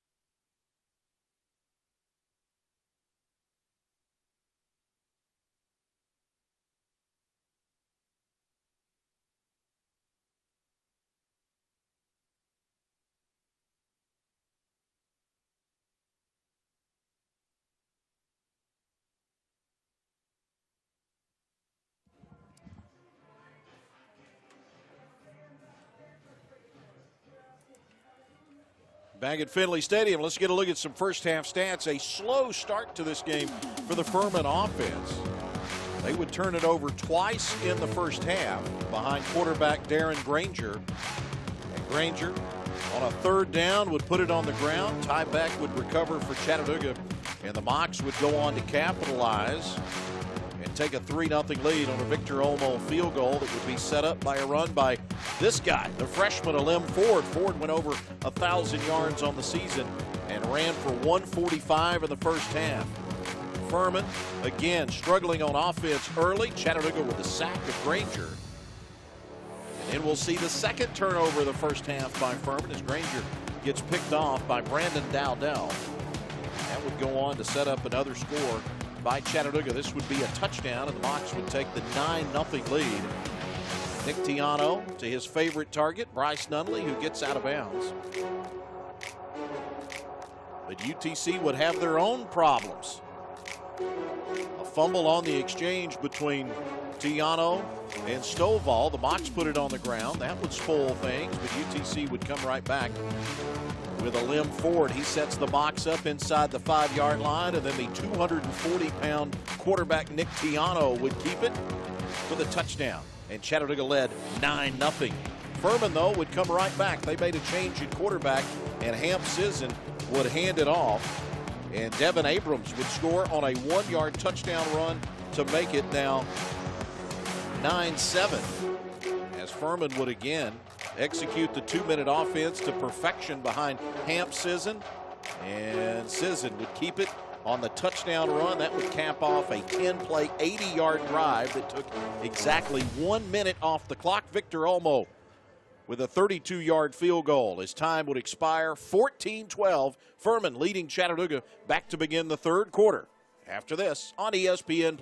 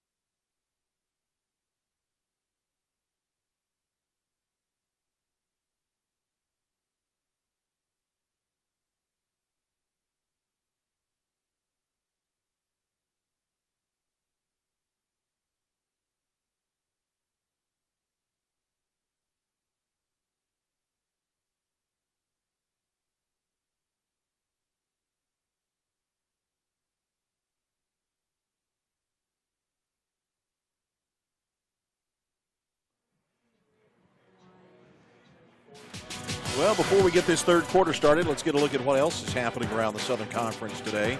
Western Carolina hanging on by a thread against VMI with a 1-point lead in the third quarter. The Citadel and ETSU, they're just getting underway up in Johnson City. Wofford with a tough task at Clemson at 4 o'clock. And then later on tonight, right here on ESPN Plus, it's Samford and Mercer. That is a look at what is happening today in the Southern Conference. Tyron Summers, Bryce Nunley back, and here is Summers calling for the fair catch. Another nice kick by Grayson Adkins. No return for Chattanooga. Mocs will have it at the 25 with a first down. See if they can continue that success in the running game that they showed in the first half here for the Mocs. And I'm sure that Furman, their defensive staff, has really talked about how they're going to attack this. Dwayne Vaughn, their defensive coordinator, he's a Vanderbilt graduate, and I'm sure there'll be a little bit of adjustments here for the Paladins defense. Tiano to throw on first down. It's complete. Picks up about 2, maybe 3. Jawan Tyus, the Alabama native. UTC moved him from tight end out to wide receiver. He makes the catch on the screen for a short gain, about 4. 6'4", 220. So you see he's got the size to play tight end, but probably would want to bulk up. But receiver is the chosen position here with the Chattanooga Mocs coaching staff. Tiano again to throw. Has time. Caught after it was bobbled. Tyus again made the catch. Forward progress should give him enough for the first down. Showing some serious confidence in the receiver. Looks like we've got an injured. Looks like it's Taylor Hodge, the nose guard, shaken up. 5'9", 255 sophomore. He's kind of grabbed his leg, so we'll look and see what the training staff will come out and take a look at him, and you can tell he's in some pain. Yeah, it's a 3-4 defensive front for Furman, and those 3 down linemen of Tibbs, Hodge, and Lawrence that begin the game, but they will rotate a lot of guys in behind them, including Drew Seabrook, who we talked about earlier, with 5 sacks this year. He's one of those ends. They could go to Parker Stokes here at the nose position to replace Taylor Hodge. Third quarter just underway. With a break in the action, we'll pause as well. Furman leads Chattanooga by 2. Mocs have the ball on ESPN Plus.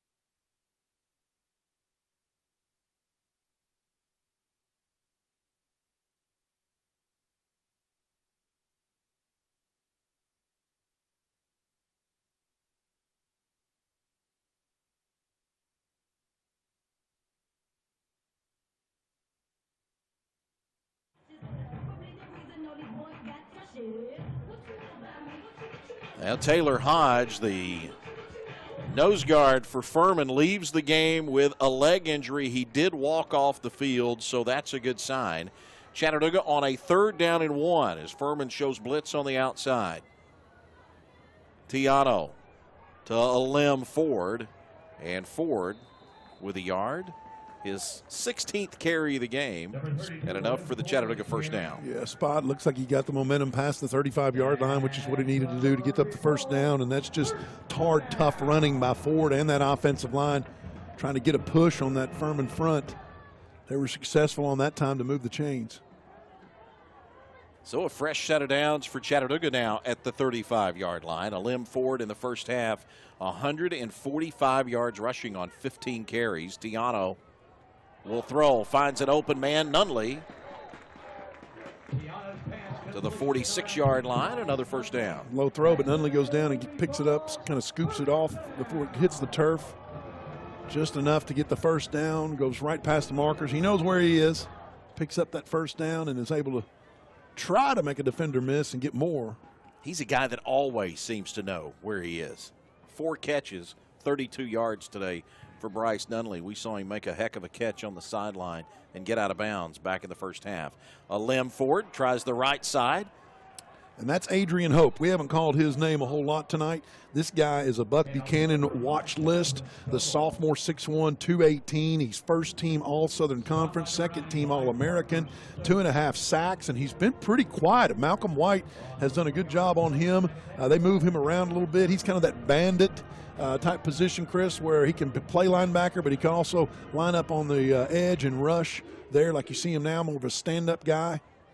15 sacks a year ago, coming off the bench. Fantastic player. He recorded 15 sacks, preseason All-American. Nunley with time, goes over the middle, pass caught at the 40. Reggie Henderson inside the 40-yard line. Travis Blackshear made the stop, and another Chattanooga first down. Blackshear, his coach and Clay Hendricks said he feels like he's got a chance to be really, really good in this Furman secondary. He's a redshirt freshman. Boy, what a dart Tiano threw in there in traffic. Nice play, nice throw and catch by Henderson. Locks into Furman territory. Chattanooga led 9-0 to start this game. As Nunley goes in motion. Ford. Whew, there's nowhere to run, and he finds a seam. Boy, somehow he found a hole out of all of that. That is unbelievable. That's just want to. As you mentioned earlier, that's want to by Ford. And I thought Furman had it played correctly defensively. I mean, they had everybody over there. You'll see the whole, there's no lane. I mean, look at all the defenders. He runs right in the middle of them and finds a way to get it done, picking up the first down and moving the chains once again. This freshman is just phenomenal. Taylor Hodge, the starter at nose guard, left earlier in this drive with an injury. He's been replaced by Parker Stokes now. Stokes at 278. Jonathan Stovall in for Chattanooga in the backfield. Here is Stovall, and Stovall runs right into a Furman tackler, and he's dropped for no gain. That's Landon Lawrence, their defensive tackle, 6'3", 270, junior. Yeah, Lawrence played defensive end a year ago, and they've slid him inside and made him a defensive tackle at 270. They're not exceptionally big up front, Scott, on the defensive line. They like them to be athletic, though. Yeah, the quickness is what they think they can have an advantage over against a 300-pound offensive lineman. Second down and 10. Nunley motions. Tiano again to throw. Will scramble. Ooh, he takes a shot. Gets inside the 25-yard line. Tiano with a rushing touchdown. Adrian Hope and Travis Blackshear team up on the stop. Elijah McCoy in there too, and Tiano decided to run, but boy, he took a shot at the very end of that. Picked up some positive yardage. Chattanooga now 3 of 7 on third downs today. 43% for the Mocs on the year on third downs.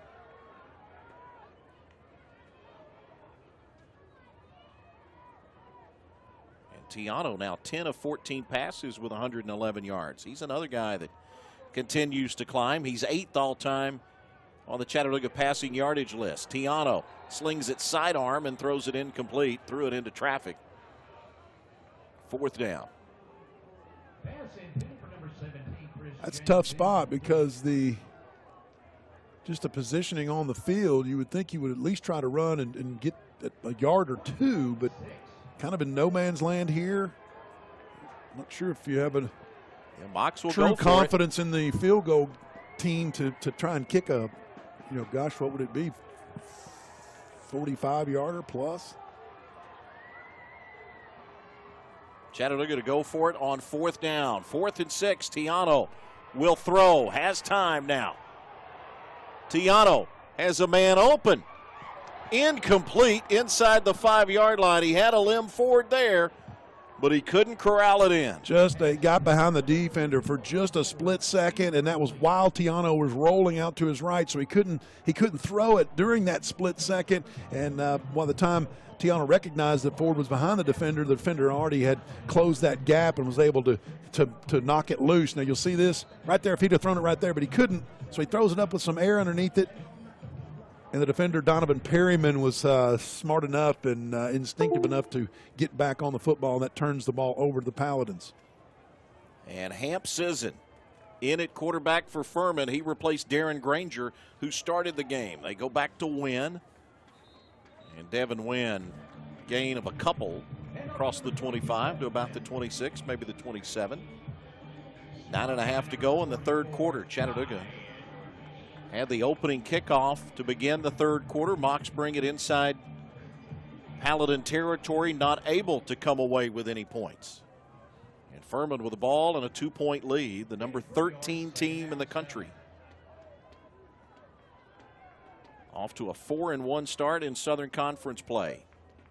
They sit atop the Southern Conference standings along with Wofford. Wynn. Wynn, what a push. Wynn gets the first down to the 36-yard line. Brandon Dowdell made the tackle. Dowdell, Rashawn Freeman, he's just carrying all those guys for 5-6 yards, picks up the first down. That's just showing you the strength that Devin Abrams has at 6'1", 218. Just a fantastic, mostly fullback, but you saw right there, he can carry for the tough yards too.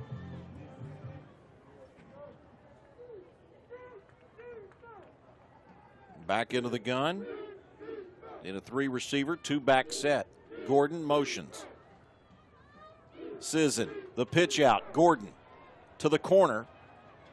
And Gordon pushed out of bounds. Ty Beck there defensively. Fantastic read by Sisson on this. Just has the ball in the belly of the receiver, realizes that the defense is crashing down on him, pulls it out and pitches quick to the left side. Just a great instinctive play by Hamp Sisson. Didn't gain much, but at least they didn't lose anything on the defensive penetration from Chattanooga. There comes the penalty flag as again Thomas Gordon comes in motion.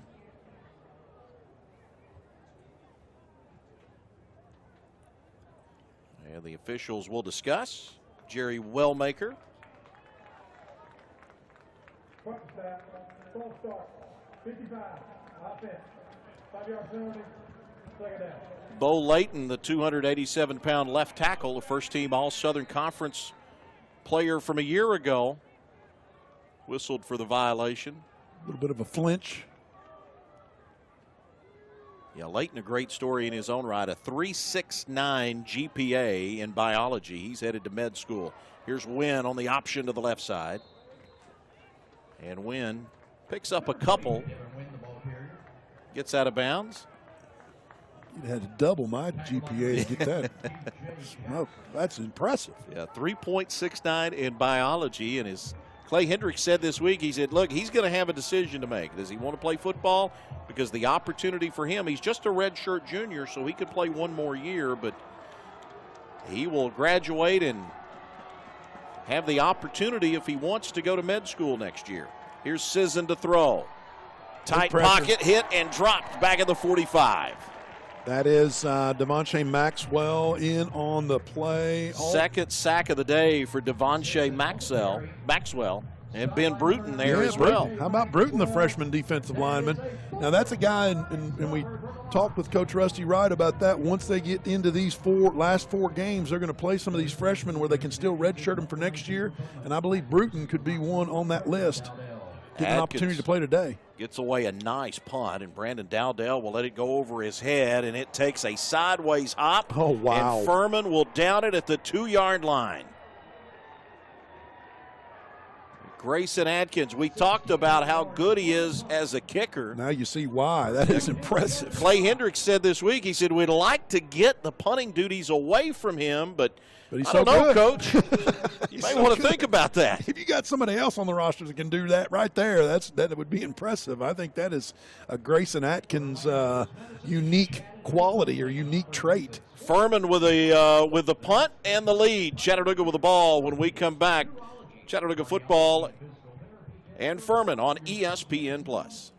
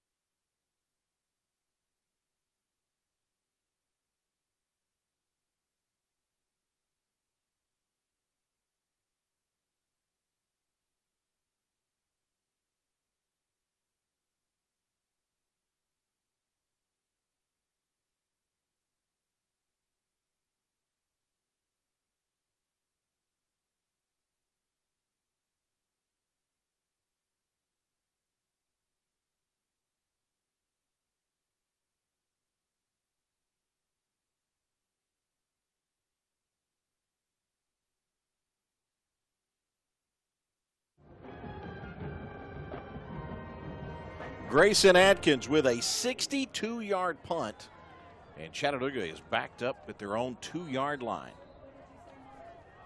Nick Tiano will take the snap from the end zone.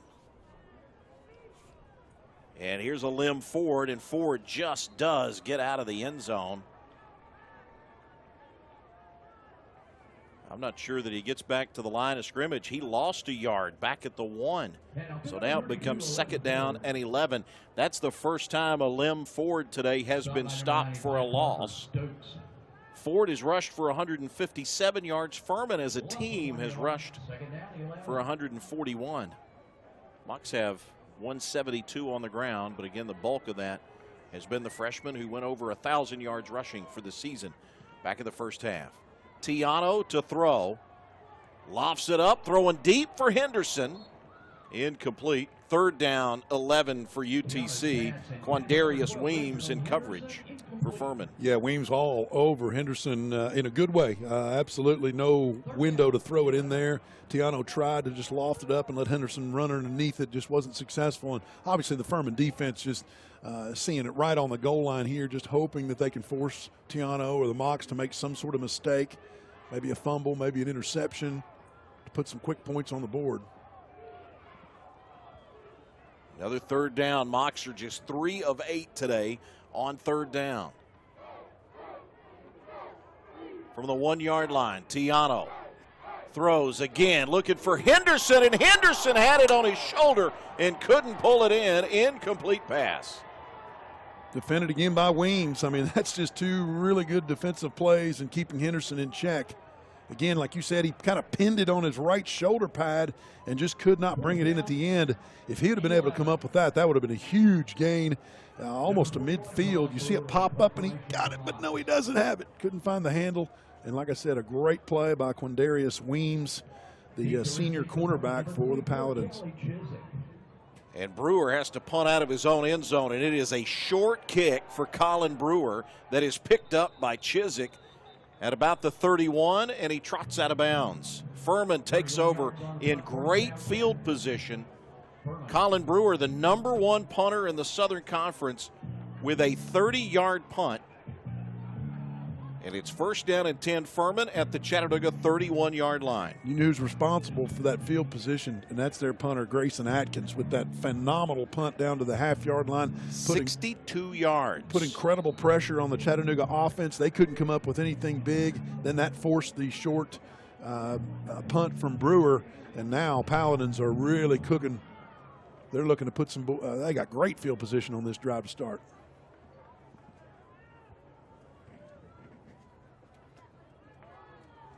Sisson, he will throw, has a man open, touchdown, Ryan Miller. A one-play, 31-yard scoring drive, Hamp Sisson to Ryan Miller. Looked like Miller beat Jordan Jones, the cornerback on the right side, and just wide open, and a great throw from Sisson.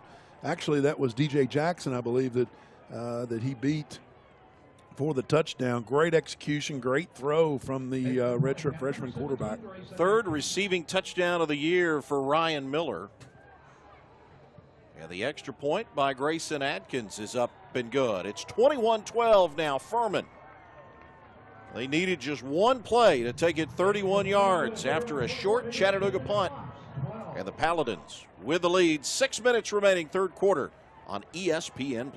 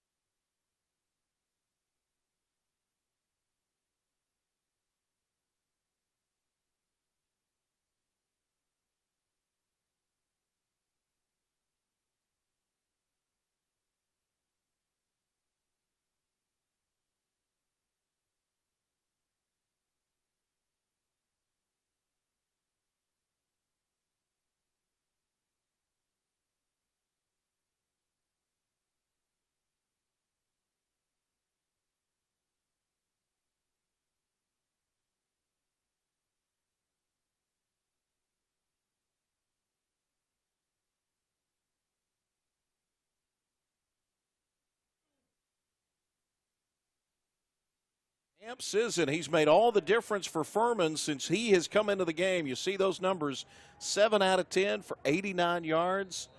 The touchdown pass that he threw. That's the pass to Thomas Gordon. Also ran 3 times for 27 yards and a TD. He has had one more day since he came in and replaced their starting quarterback in Darren Granger. As the Furman offense got out of the gate slow today, but they have really found their stride. They've scored on their last 3 drives. Ryan Miller with a 31-yard touchdown reception following a short Chattanooga punt. And it's a two-possession game now at 21-12.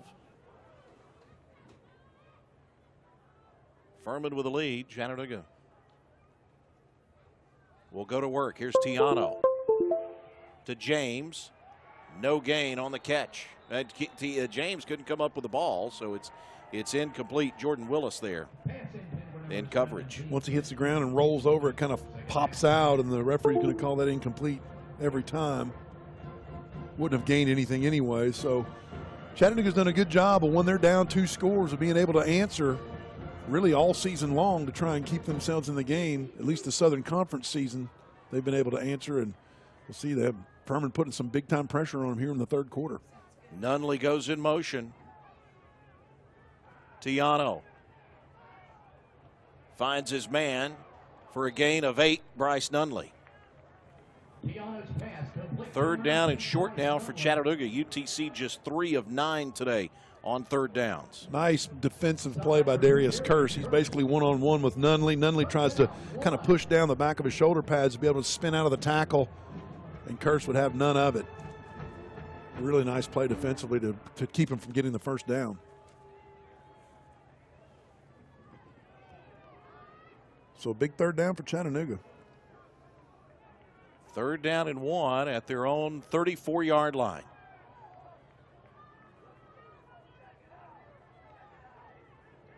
Here is Ford. Ford met at the line. He does not get the first down. And a nice job by Furman as they loaded up on the left side of the line, and it's Brian O'Kay who has been in on what seems like so many big plays today for the Furman defense. He comes through again. And looks like we'll see a new punter now for Chattanooga. Gabe Boring on to kick.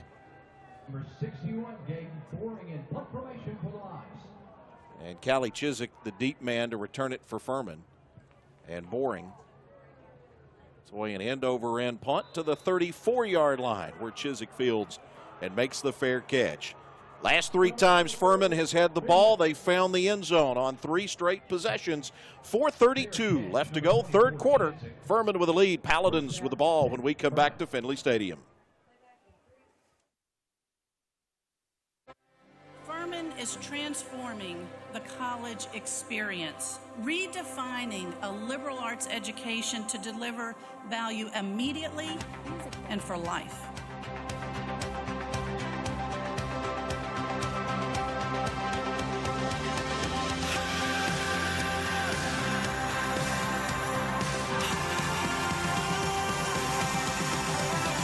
This is the Furman advantage.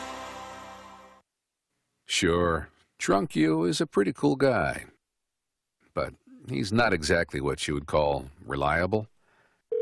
He's not a maker of great decisions, or, for that matter, even adequate decisions. The point is, you shouldn't trust the version of you that created the macaroni taco to create a plan to get you home safe. Make a plan before you party.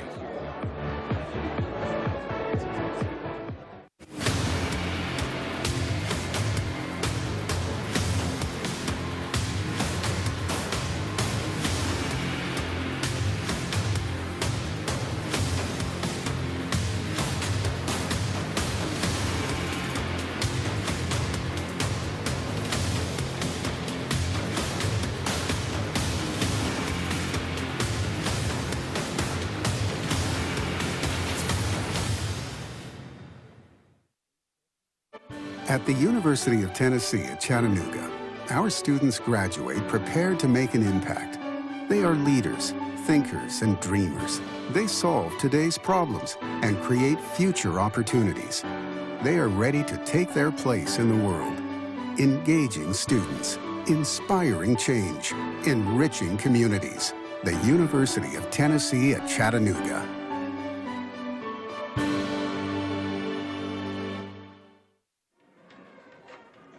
Back at Finley Stadium, Furman under Clay Hendricks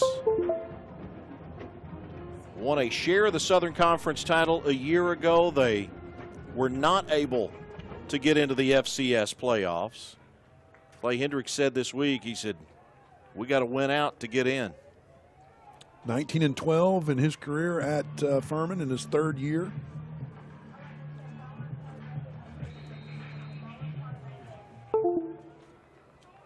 Played on the offensive line for the Paladins back in his playing days. Dick Sheridan was the head coach. His offensive line coach back then was Robbie Caldwell, who later became the head coach at Vanderbilt in the SEC for a little while. Dominic Roberto knocked down for a loss by the Chattanooga defense. Loss of 2, second down and 12. I think Chattanooga, with the hiring of Rusty Wright, trying to kind of, not that they intended to try and model it after Furman, but Furman likes to keep it in the family. Like you mentioned, Hendricks playing. Their offensive coordinator, George Quarles, was a wide receiver on that 88 national championship team that had Frankie DeBusk at quarterback, and they were just a fantastic team in the 80s, and their success has really continued pretty consistently throughout the decades. Here's the give to Corey Watkins around the far side, and Watkins, fastest guy on the team. They can't get him down. Finally pushed out of bounds inside the 20. Man. And Furman, the #1 red zone offense in the country, is back in the red zone. Looks like a marker on the field, though, around the 30. We'll see what the call is. This one is coming back. It's a hold against Furman. Must have been on that left edge, because when he came around that edge, there was nobody there. Normally there's at least somebody to try and disrupt the run.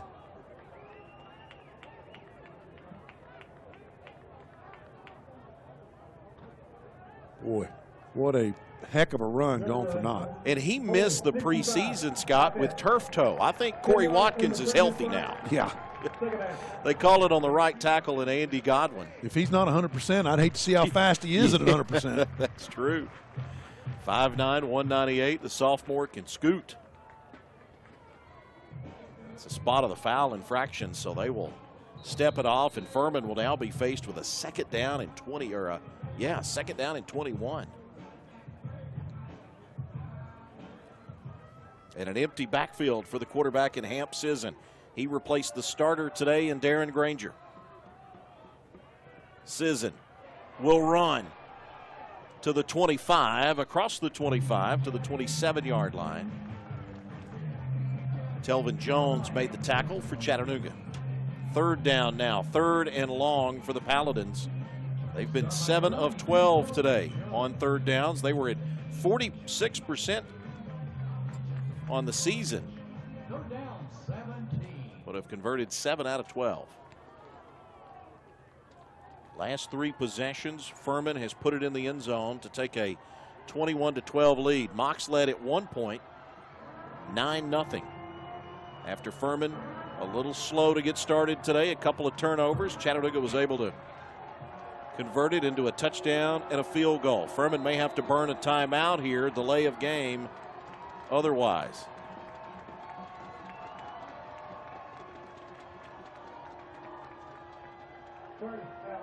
Delay game. Number 9, offense. 5-yard penalty, third down. Yeah, Furman not able to get the timeout called in time, and it took just a little bit too long for Hamp Sisson to get the play called at the line of scrimmage.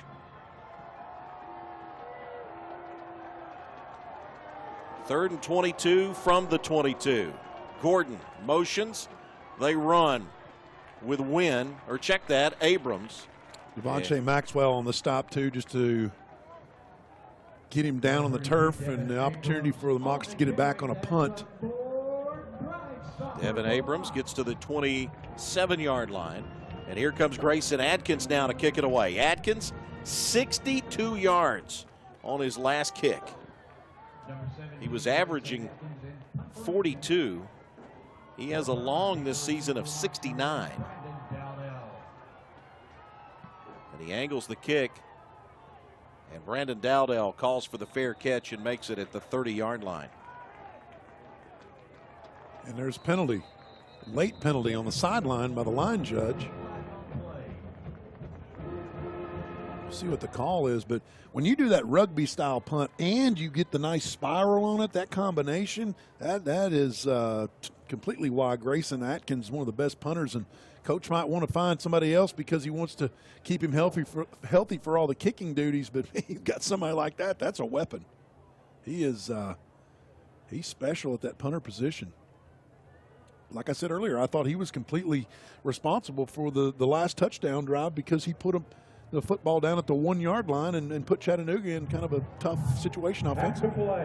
Unsportsmanlike conduct. Number 21, Chattanooga.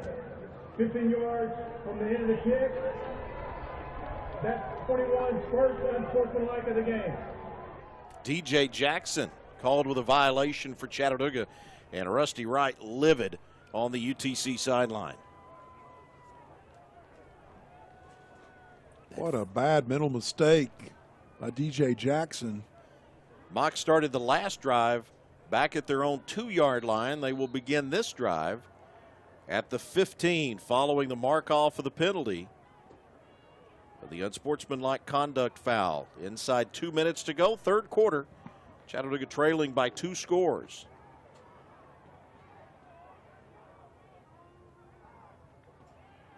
Tiano in trouble now. Escapes and will run. Slides down at the 20.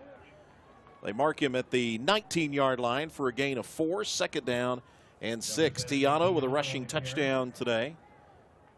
That's his 5th carry of the afternoon. He's able to make some plays with his legs when things break down. He had a rushing touchdown last week against Wofford in Chattanooga's overtime loss.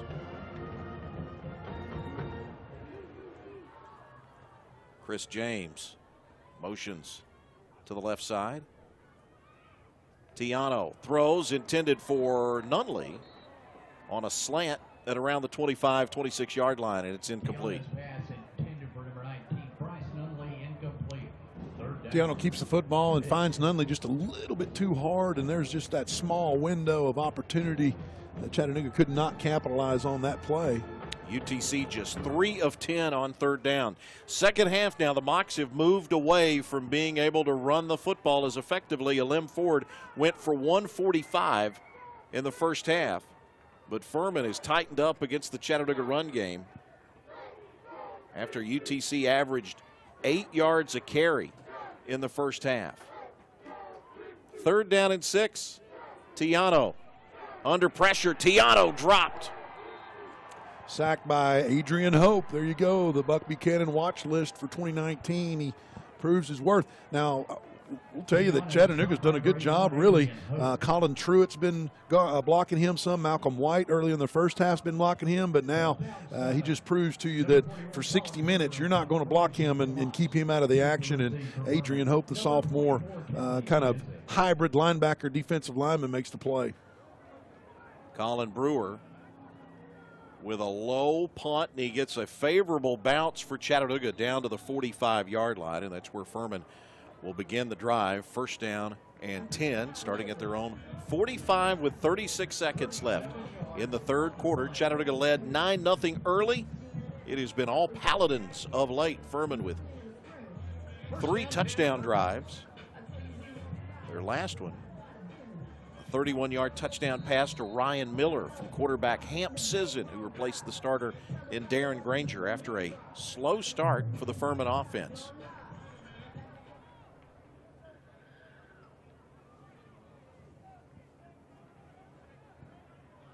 There you see a look at the Furman freshman. He'll come up under center now. They'll line up in a wing formation. Gordon goes in motion. Again, there comes a penalty, another delay of game against Furman. That has been that's the second straight delay of game penalty on the Paladins. They had one on their last drive that set them back. And really, since Sisson's come in, that's the only mistakes they've made. Now with 4 penalties for 25 yards on the afternoon. It's been a fairly clean game penalty-wise for both teams. 4 penalties for Furman, 3 for Chattanooga. Sisson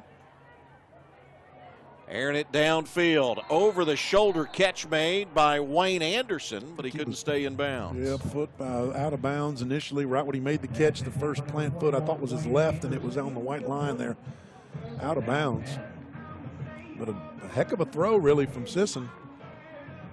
He again continues to impress. Second down and 15. Ball goes back to the 40-yard line.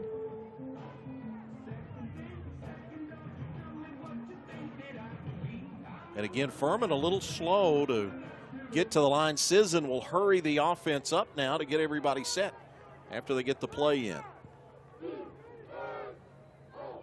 Sisson on the option, the keeper. Nice fake. He's got room into Chattanooga territory and out of bounds. Penalty flag has been thrown as Hamp Sisson gets into Chattanooga territory with a run. Great fake by Sisson.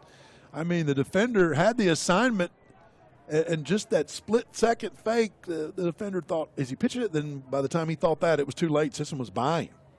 Showing, like I said, sneaky quickness. We'll see what the call is. Looks like it will go against Furman.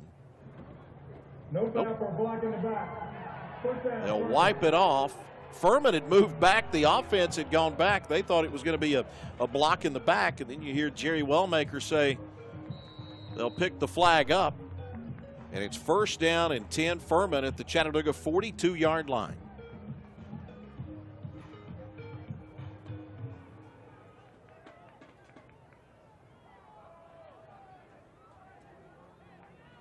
Play clock at 8 seconds as Gordon comes in motion. Play clock at 6. They snap it. Sisson will dance around and throw deep. Going for Miller again, and he overthrew him in the end zone.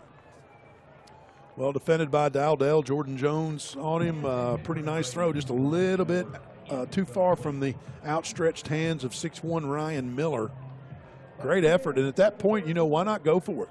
It's right before the end of the third quarter, and that's the way the third quarter comes to a close. We go to the fourth quarter.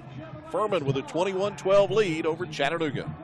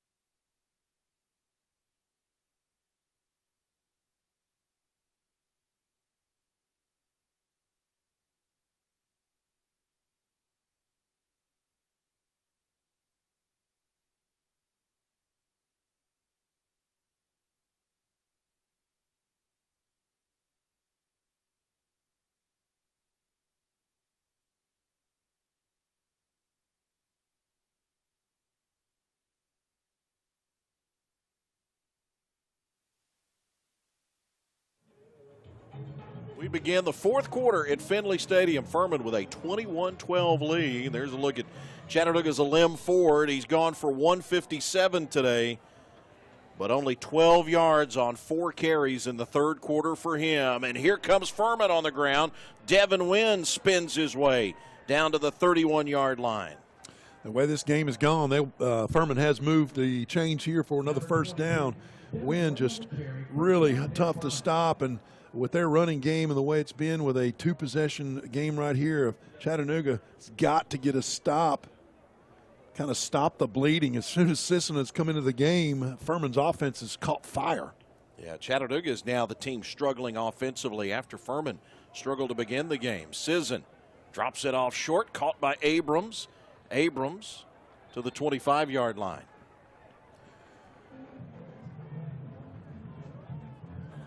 Ty Beck made the stop. Busy day for him. Beck fourth in the Southern Conference in tackles coming into this game. He's now recorded 9 stops today.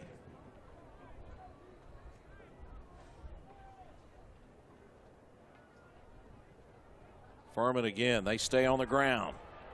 Gets outside at the 10. Abrams to about the 5-yard line, and Furman will be set up with a first down and goal to go.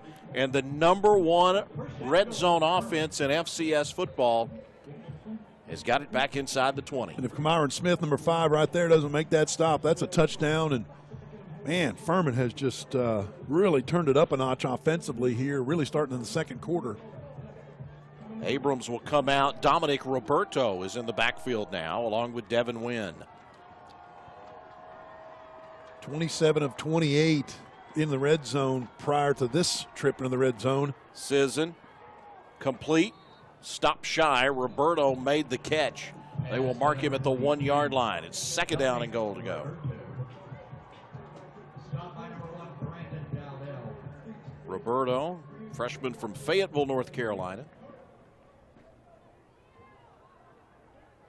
Part of those kind of 5 running backs. They use the fullback, Roberto, one of those, along with Devin Abrams, and then 3 tailbacks. We've seen Wynn and Watkins today, and Wayne Anderson.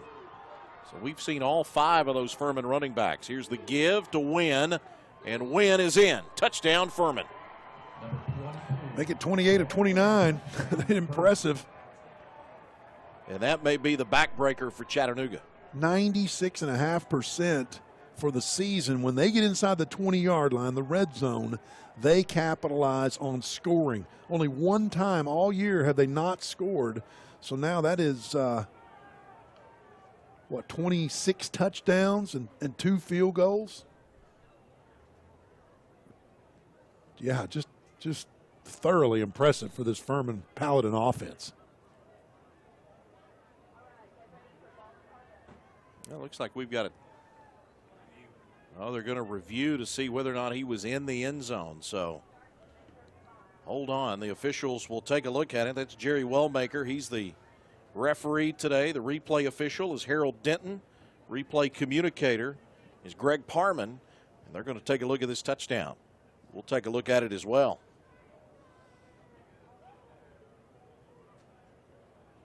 We talk about it all the time on these SoCon games. You don't have all the different angles that you might in the SEC or ACC or Big Ten. It's not quite a goal line straight angle where you can see, but I don't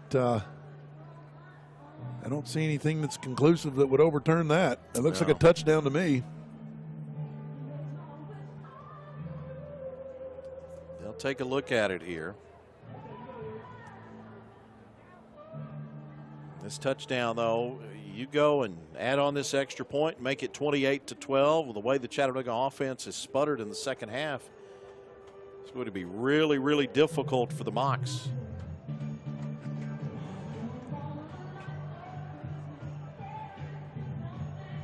Here's Jerry Wellmaker. The ruling on the field is confirmed. Touchdown. That'll get a rise out of the Furman crowd on the far side of the stadium, as Grayson Atkins will now attempt the extra point to make it 28-12.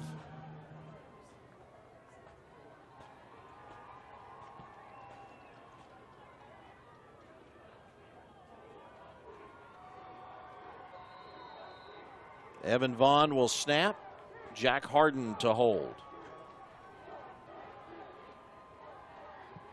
And Atkins' kick is up and good. 28-12 the score.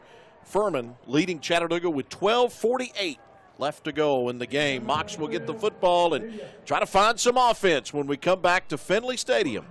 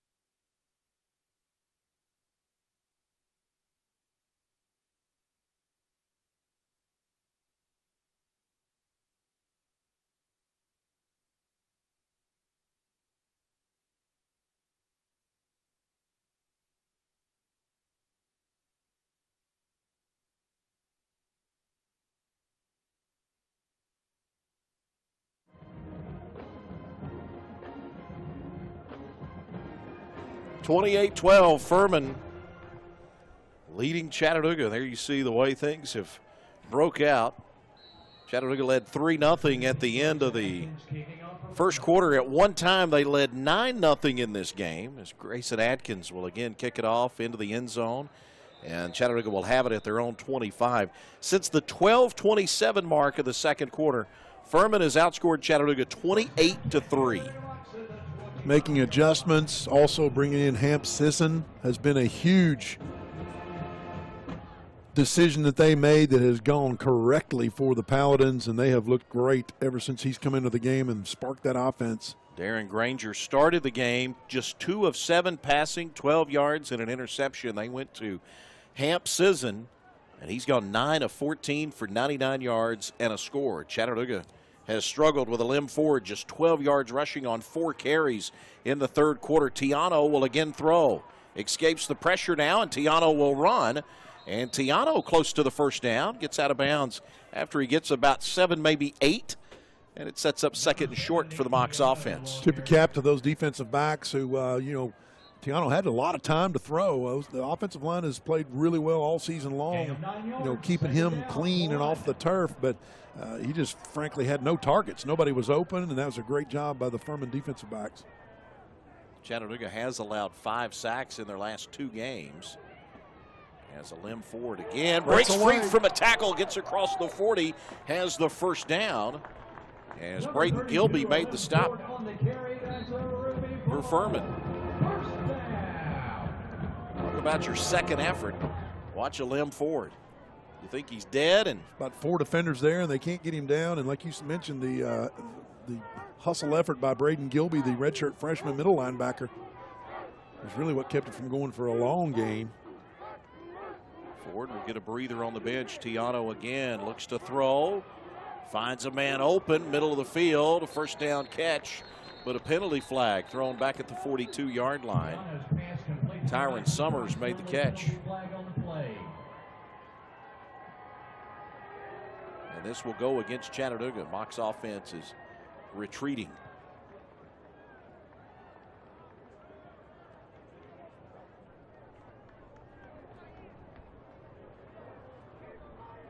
Holding. 56. Offense. 10-yard penalty. First down. Now the holding call against Malcolm White, just the 4th penalty on Chattanooga today.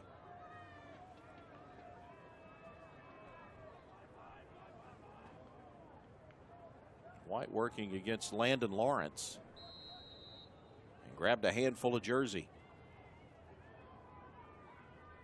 First down and long for Chattanooga. Tiano again throws it deep. Nobody's there. Incomplete pass. Tyron Summers, the intended target, but another penalty flag has come out. Thought defensive back Quindarius Weems had a hold of the jersey, or just kind of denying him the run down the sideline. Circle 5. Face mask. 13. Defense. 15-yard penalty. Automatic. First down. I knew he had a hold of something. Yeah. Come to find out, it was a face mask. And so with that, Chattanooga picks up the first down as the ball goes to midfield now for the Mocs, as the two teams exchange penalties. Important here, Scott, for Chattanooga to answer and come up with something in this game.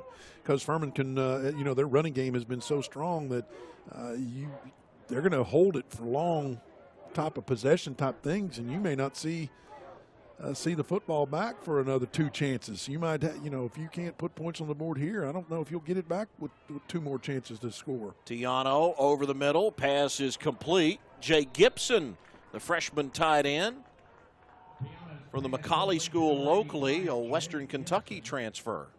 6'5", 255, and he looks to be a guy that in the future will be a big part of this offense, but getting a chance here in the 4th quarter against Furman.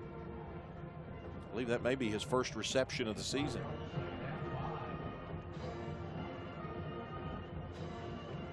Here's Stovall to the left side. Stovall running behind Strange and Malcolm White off that left side. Picks up a couple inside the 45, but shy of the 40-yard line. Another 3rd down for UTC. Mocs have had their struggles today on 3rd down, just 3 of 11. Only 1 of 5 on 3rd downs in the 3rd quarter for Chattanooga. So this half has especially been unkind. Tiano finds a man, complete. First down at the 35-yard line, Reggie Henderson. Yep, Henderson with the catch, Weems with the stop again. That seems to be just a little seam there. Looks like he could have hit the run back out of the backfield, but chose to go back to Henderson. You'll see the way the play's designed. You see Stovall kind of go out in the flat and then zip. Tiano finds Henderson right there in front of the defender and is able to pick up a couple yards and a first down. Nunley goes in motion from left to right. Tiano complete. Henderson and out of bounds at the 27. Thought that that play right there shows you the strength of Tiano's arm. He's got a rocket. He can throw darts like that to the sideline, and that's a good thing. Gets on the receivers quickly sometimes, and we saw that as a detriment a couple times with Bryce Nunley, where it's just a little bit too hard, too close. But when Tiano needs to get it all outside of the hash marks on the sidelines, he's got the gun to do it. Tiano, pressure coming backside, finds Bryce Nunley inside the 25-yard line to the 23. Josh Agbanu made the stop. Nunley slow to get up. Looks like he's motioning to the sidelines. That shoulder has been an issue for a couple weeks, but he sucks it up and stays out there. Nunley and Henderson now both go to the top of your screen, as Chattanooga will stay in a 4-wide formation. Here's Stovall to the 20-yard line. Stovall keeps his feet moving and moves inside the 20 to about the 19-yard line. Jonathan Stovall out of Tullahoma, Tennessee, has not had many opportunities today or throughout the course of this year. He was really the 5th running back for Chattanooga coming into this game, as you see Adrian Hope down on the field. That's the 2nd time today that he has gone down with an injury.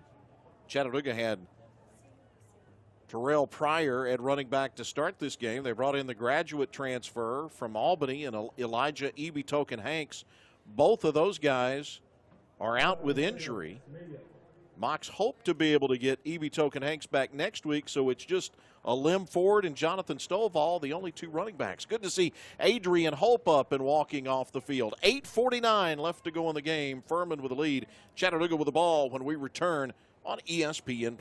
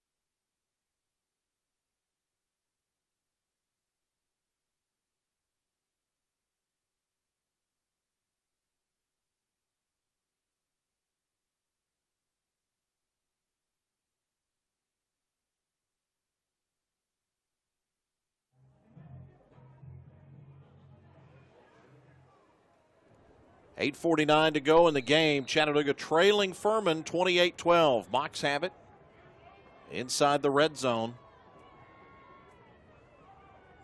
Nunley with a catch. Out of bounds inside the 15-yard line. Chattanooga, for much of this drive, they've gone without a Lim Ford. Ford went over 1,000 yards rushing earlier today. And he's rushed for 168 yards on 20 carries. We haven't seen him on this drive. He has been jogging in place and massaging his thigh behind the Chattanooga bench as we think maybe he took a shot to the thigh that has held him out. It's been all Jonathan Stovall now for Chattanooga, and here comes Stovall. And Stovall met in the hole and just driven back. Braden Gilby, the middle linebacker, stopping. And here comes Ford back into the game. So he thinks he's at least good enough to go here. I mean, nobody's 100% at this point in the season anyway, so Ford has proven his toughness as a freshman, true freshman for Chattanooga all season long. As you mentioned, the injuries to the other running backs, and he's just been the bell cow, the workhorse, whatever phrase you want to use. It's been impressive for a 18-year-old kid to have the performance he's had this season. 3 straight games of over 30 rush attempts. Tiano over the middle, complete. It's Ford at the 10-yard line. Oh, Ford catches a football over top of the ref and Gilby. Talk about double teamed. That poor referee. He's like, hey, guys, I don't have a helmet on, okay? You look at it on the replay. Looking forward to set up, catch the ball, and he actually jumps on top of the umpire, the poor umpire. It's danger pay, man. Another third down for UTC. Tiano throwing for Henderson in the end zone, and it's 4th down. No penalty flag.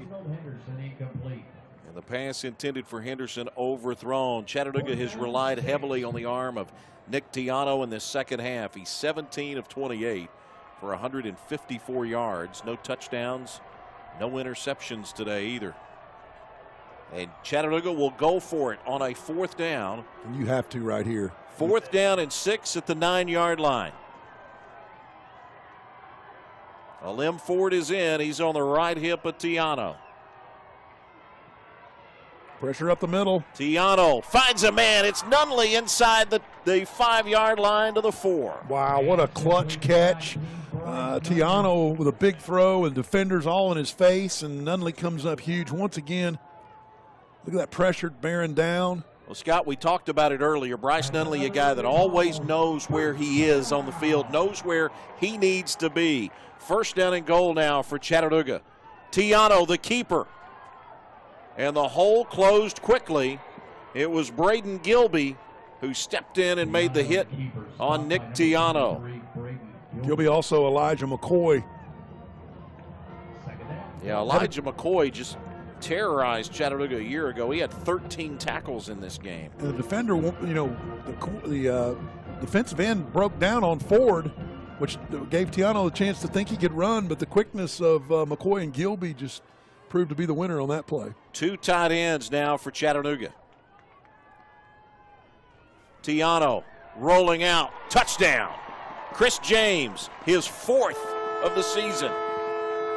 Converted tight end from quarterback. He was the backup to Tiano coming into this season and basically said that, Coach, I just want to get on the field. I don't care. Just get me out there.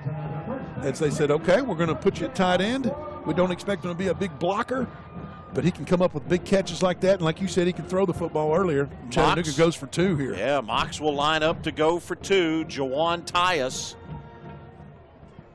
goes to the far side left. Chris James, the tight end.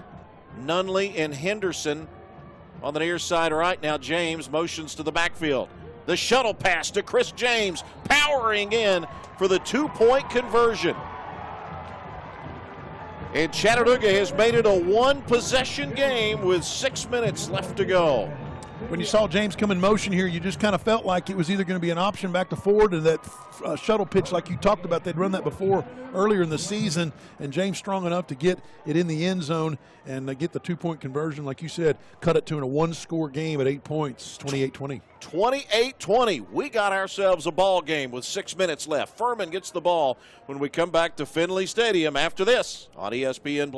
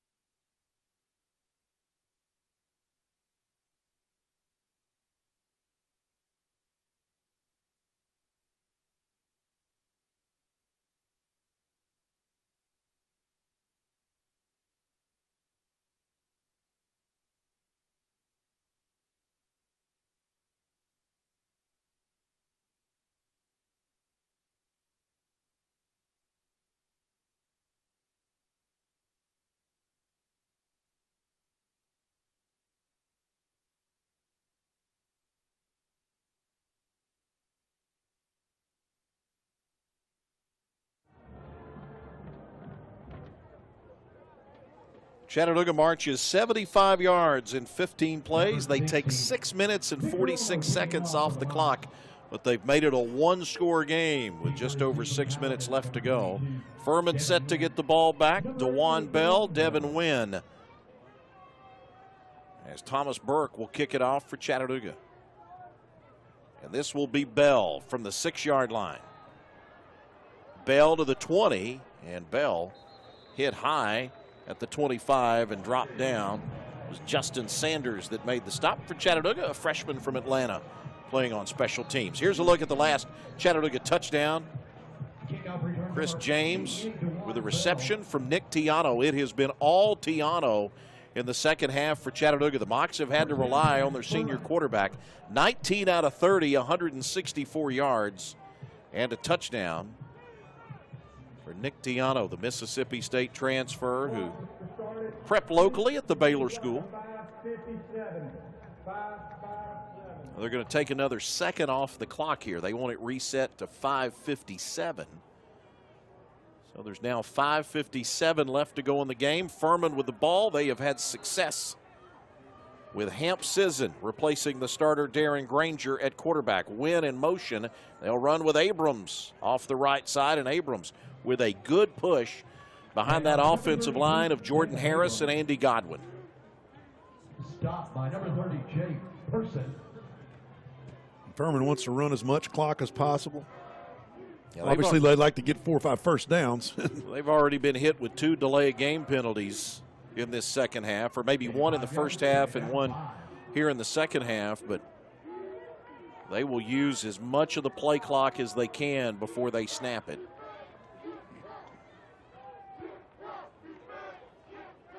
They go back into that I formation with Roberto and Wynn in the backfield. It's Wynn at the 35 and stopped. Third down for Furman, and this becomes key now for the Chattanooga defense in a one-score game. Gain of 2 yards, third down, 3. Furman, you definitely don't want to turn it over here. You just want to get your 4 yards, get that first down, and move the chains, chew some clock. Don't give Chattanooga hope or a possession, certainly with a whole lot of time on the clock. If you're Furman, you'd like to at least not see Chattanooga touch it again until it's under 2 minutes. Third down and 3 at the 35. Sisson on the option. He keeps it. He's shy of the first down. And this should bring up a 4th down and short for Furman now with 4:15 and a running clock. Yeah, what kind of guts do you have? Because I think yeah, it looks like we'll get a measurement here. The official, the official has motioned for. Conventional thinking says you better punt it right here, especially with that kind of lead, and give the opportunity. You know, the Chattanooga gets the ball back, they got to go 80 yards or something like that. If you go for it and can't get it here, then the Mocs really have a huge advantage. This may be how close is he? Inches away from the first down. Just a couple of links on that chain. So with 4:14 left to play in a one-score game, Furman coach Clay Hendricks with decision time inside his own 40-yard line. Here's a look at it on the replay. Hamp Sisson, he has made the right decision today since he came into this game at quarterback. And Furman has elected to punt it away. Grayson Atkins. No, they're going to go for it here. That's not Atkins that's coming out. Sisson is back out, and Furman will go for it. 4th down and inches at their own 38-yard line. You look for him trying to draw them off sides with a hard count.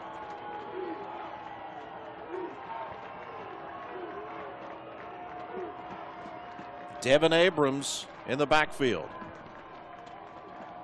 Play clock is at 10.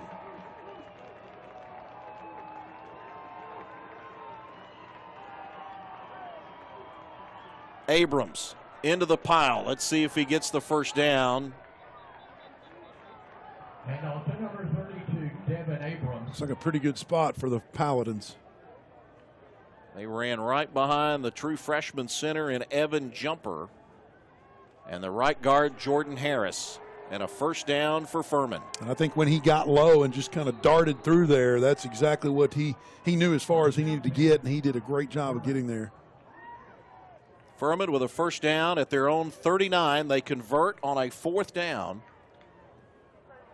And with 3:35 to go, they keep the clock ticking.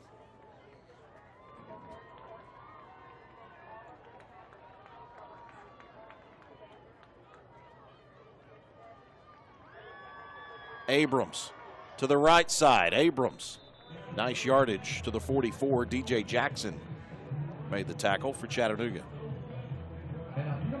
Abrams just really, that fullback mentality, he's got the speed to really, pick up some yardage, but the fourth down mentality of getting low in between his blockers and then having that ability to get positive yardage on the outside. Furman has rushed for 215 yards today. Devin Abrams has 68 of those on just 12 carries. Devin Wynn with 67 on 16 carries. And they keep it on the ground. This is Wynn. Wynn will slip through an arm tackle and fight to the 50-yard line. You get the first down by doing that. And that is a big first down here with 2.5 to go. The way Furman is moving the ball and using the clock, they want to play keep away from Chattanooga. And so far, so good on that plan in this drive.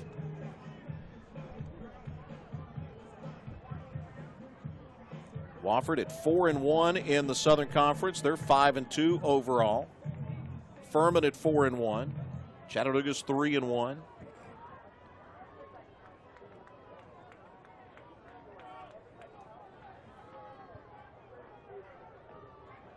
Abrams. Abrams stays behind his blockers and gets into Chattanooga territory to the 42-yard line. He'll be just shy of the first down. And Chattanooga will take a timeout. Mocs stop it for the first time. They've got 2 left as we're just under 2 minutes left to go. So if Furman can hang on and get this win today, Paladins would improve now to 5-1 in the conference. Chattanooga would drop to 3-2. Furman next week will get VMI, who was the real story in the conference. Sure is. Back early in the season, but VMI they've already notched 2 conference losses now. They're 3-2. But on the 16th, what a monster matchup, and it could be for the Southern Conference Championship as Furman travels to Wofford. 1:30 on the 16th will be the kickoff, and that's just going to be a heck of a matchup. As if there's not already enough bad blood between those 2 programs being so neighborly there in the state of South Carolina. VMI at Wofford, and then they close out the season against Point. And Coach Clay Hendricks talked about it this week. They lost a game last year because of the hurricane. And he's concerned this year. He felt like last year that's part of the reason why they weren't able to get in the playoffs. And he's worried this year about playing a non-Division I opponent to close out the season. Could hurt them when it comes playoff selection time if they don't win the Southern Conference. He said he feels like they need to win the conference and get in. Give you an update here. VMI trailing Western Carolina by 2, 37-35. They've got right at about 3 minutes left to go in the fourth quarter there. ETSU with a 13-10 lead over the Citadel, and it's Clemson shutting out Wofford 35-0 in the second quarter. So much for troubles with Trevor Lawrence yeah. So far this Saturday. Furman with an 8-point lead. And they have been able to keep it on the ground, chew up yardage and clock. Abrams. And Chattanooga there, it was Marshall Cooper that led the charge. Cooper tied back, and I think Rusty Wright, head coach for the Mocs, took that timeout a couple plays ago just because his defense, I think, was gassed, and he knew it. The depth. That's a second timeout. The depth on the roster has been a real topic of conversation with the fan base and just the turnover that you're going to have naturally when it's a change in coaching staff. And they had a lot of guys that, transfer portal, had a couple guys that just said, hey, man, I'm not buying into your style, and I'm just not going to play anymore. So the depth on both sides of the football has been a real big issue. And as moving forward into the second and third year of the Rusty Wright era, I think with a lot more guys that they can even just practice with will benefit them down the road a whole lot more. And you're seeing as the season gets down to the back third of the season, and especially late in games against Wofford, he felt like that's why he had to go for 2, is because defensively they were gassed. And I think that's going to be an issue. I think it was here a little bit today, and probably will continue throughout the season for the Chattanooga Mocs.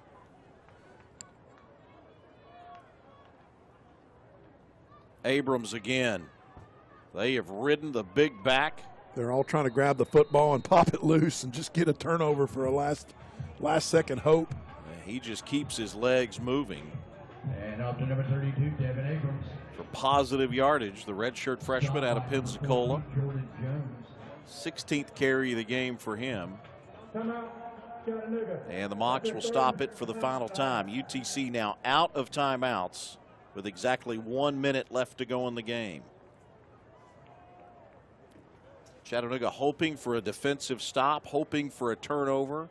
They have been unable to get either on this, what could be the final drive for Furman. And let's be honest too, when they when Furman went for that 4th down in inches and got that probably was the only chance you're going to get to see the football again if you're the Mocs. And Furman has done a good job, and they have done exactly what they had planned and coached for on this drive, to just sustain it. Don't even worry about points. Just sustain the drive. Let the football sit on our side and continue to move those first down markers.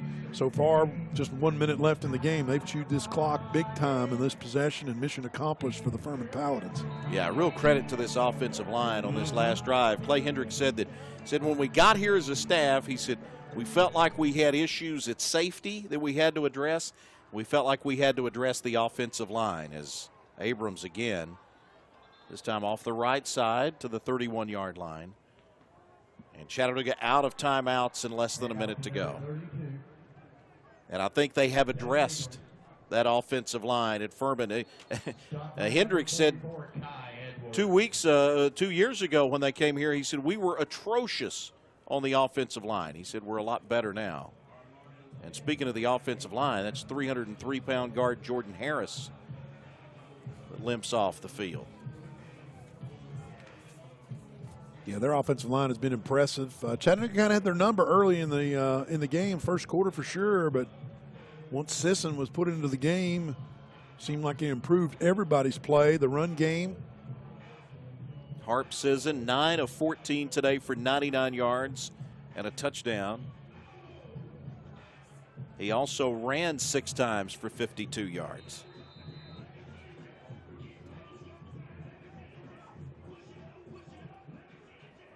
And Furman, they will let the clock tick down and then call a timeout. It's 4th down and 2. Well, they can let this clock wind down as far as they can. It'll be at about 15 seconds when they will call the timeout. You see up at the top of your screen, Clay Hendricks standing next to the official and tells him when he wants the timeout, with 15 seconds left to go on a 4th down. So they will burn one of their 3 second-half timeouts.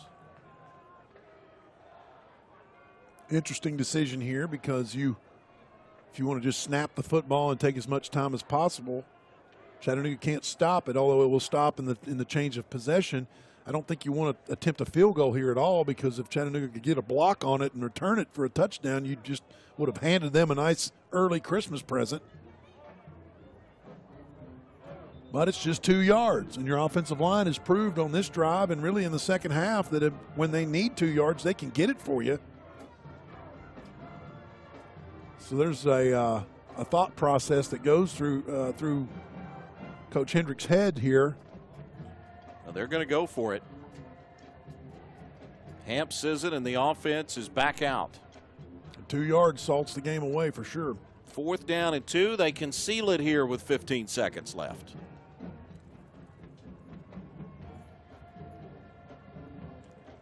Devin Abrams will be the lone setback. 87 yards today on 17 carries for him, and they have fed him repeatedly on this drive.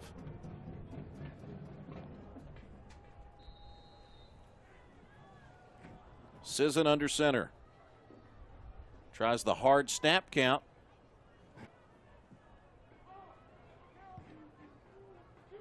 Gets set again.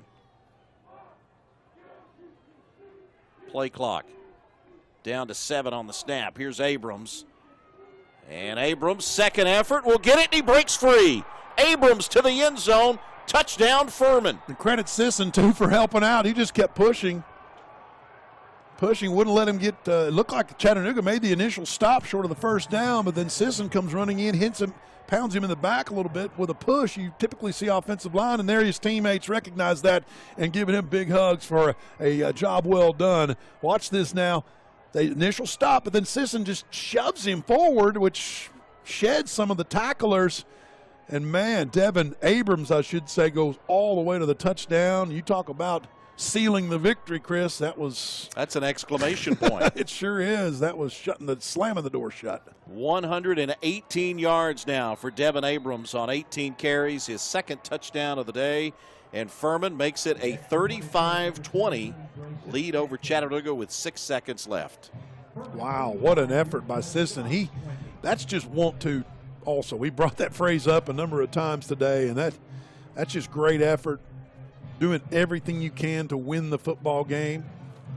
You know, they made that rule change a couple years ago. It used to be where you couldn't, even offensive linemen couldn't push forward on a running back or anybody that had the football, but now it kind of looks more like a rugby scrum, and some of the traditionalists say, I don't like it at all, but that's a part of the rules nowadays. And Sisson came up with a heady play to not only get the first down, but obviously with scoring the touchdown.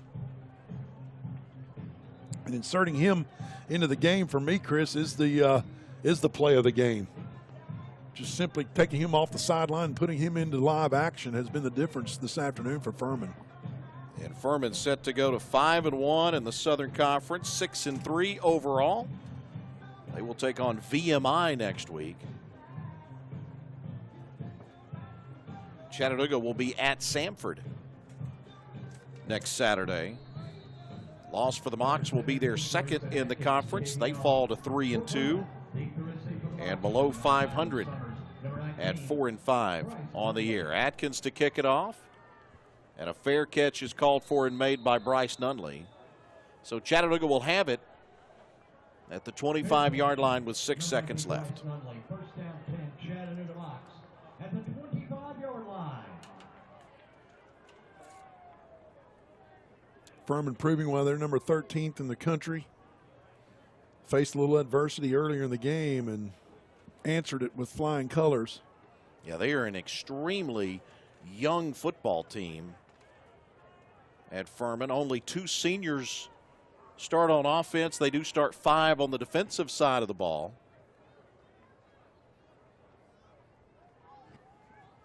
And here is Ford for the final carry. He gets out to the 40-yard line, and that is the way the game will come to an end. Now there's some extracurriculars. Alim Ford with a final carry. Another 100-yard performance from him. He's over 1,000 yards now for the season for Chattanooga, but Devin Abrams with 2 rushing touchdowns. Devin Wynn with a rushing touchdown. Hamp Sisson threw for 1 and ran for 1. Coming in relief of the starter at quarterback, and Furman notches the 35-20 victory over Chattanooga. Scott, some final thoughts. I just thought Furman, Sisson into the game was the total difference maker, and they really rebounded, caught some fire when he came into the game, and that was just number 13 proving that they deserve to be there. A great effort by the Furman Paladins. So for Scott McMahon, I'm Chris Goforth saying so long from Finley Stadium, where our final score, Furman with a win over Chattanooga, 35-20. All games airing on the ESPN networks are streaming live and archived on the ESPN app. This has been a presentation of ESPN.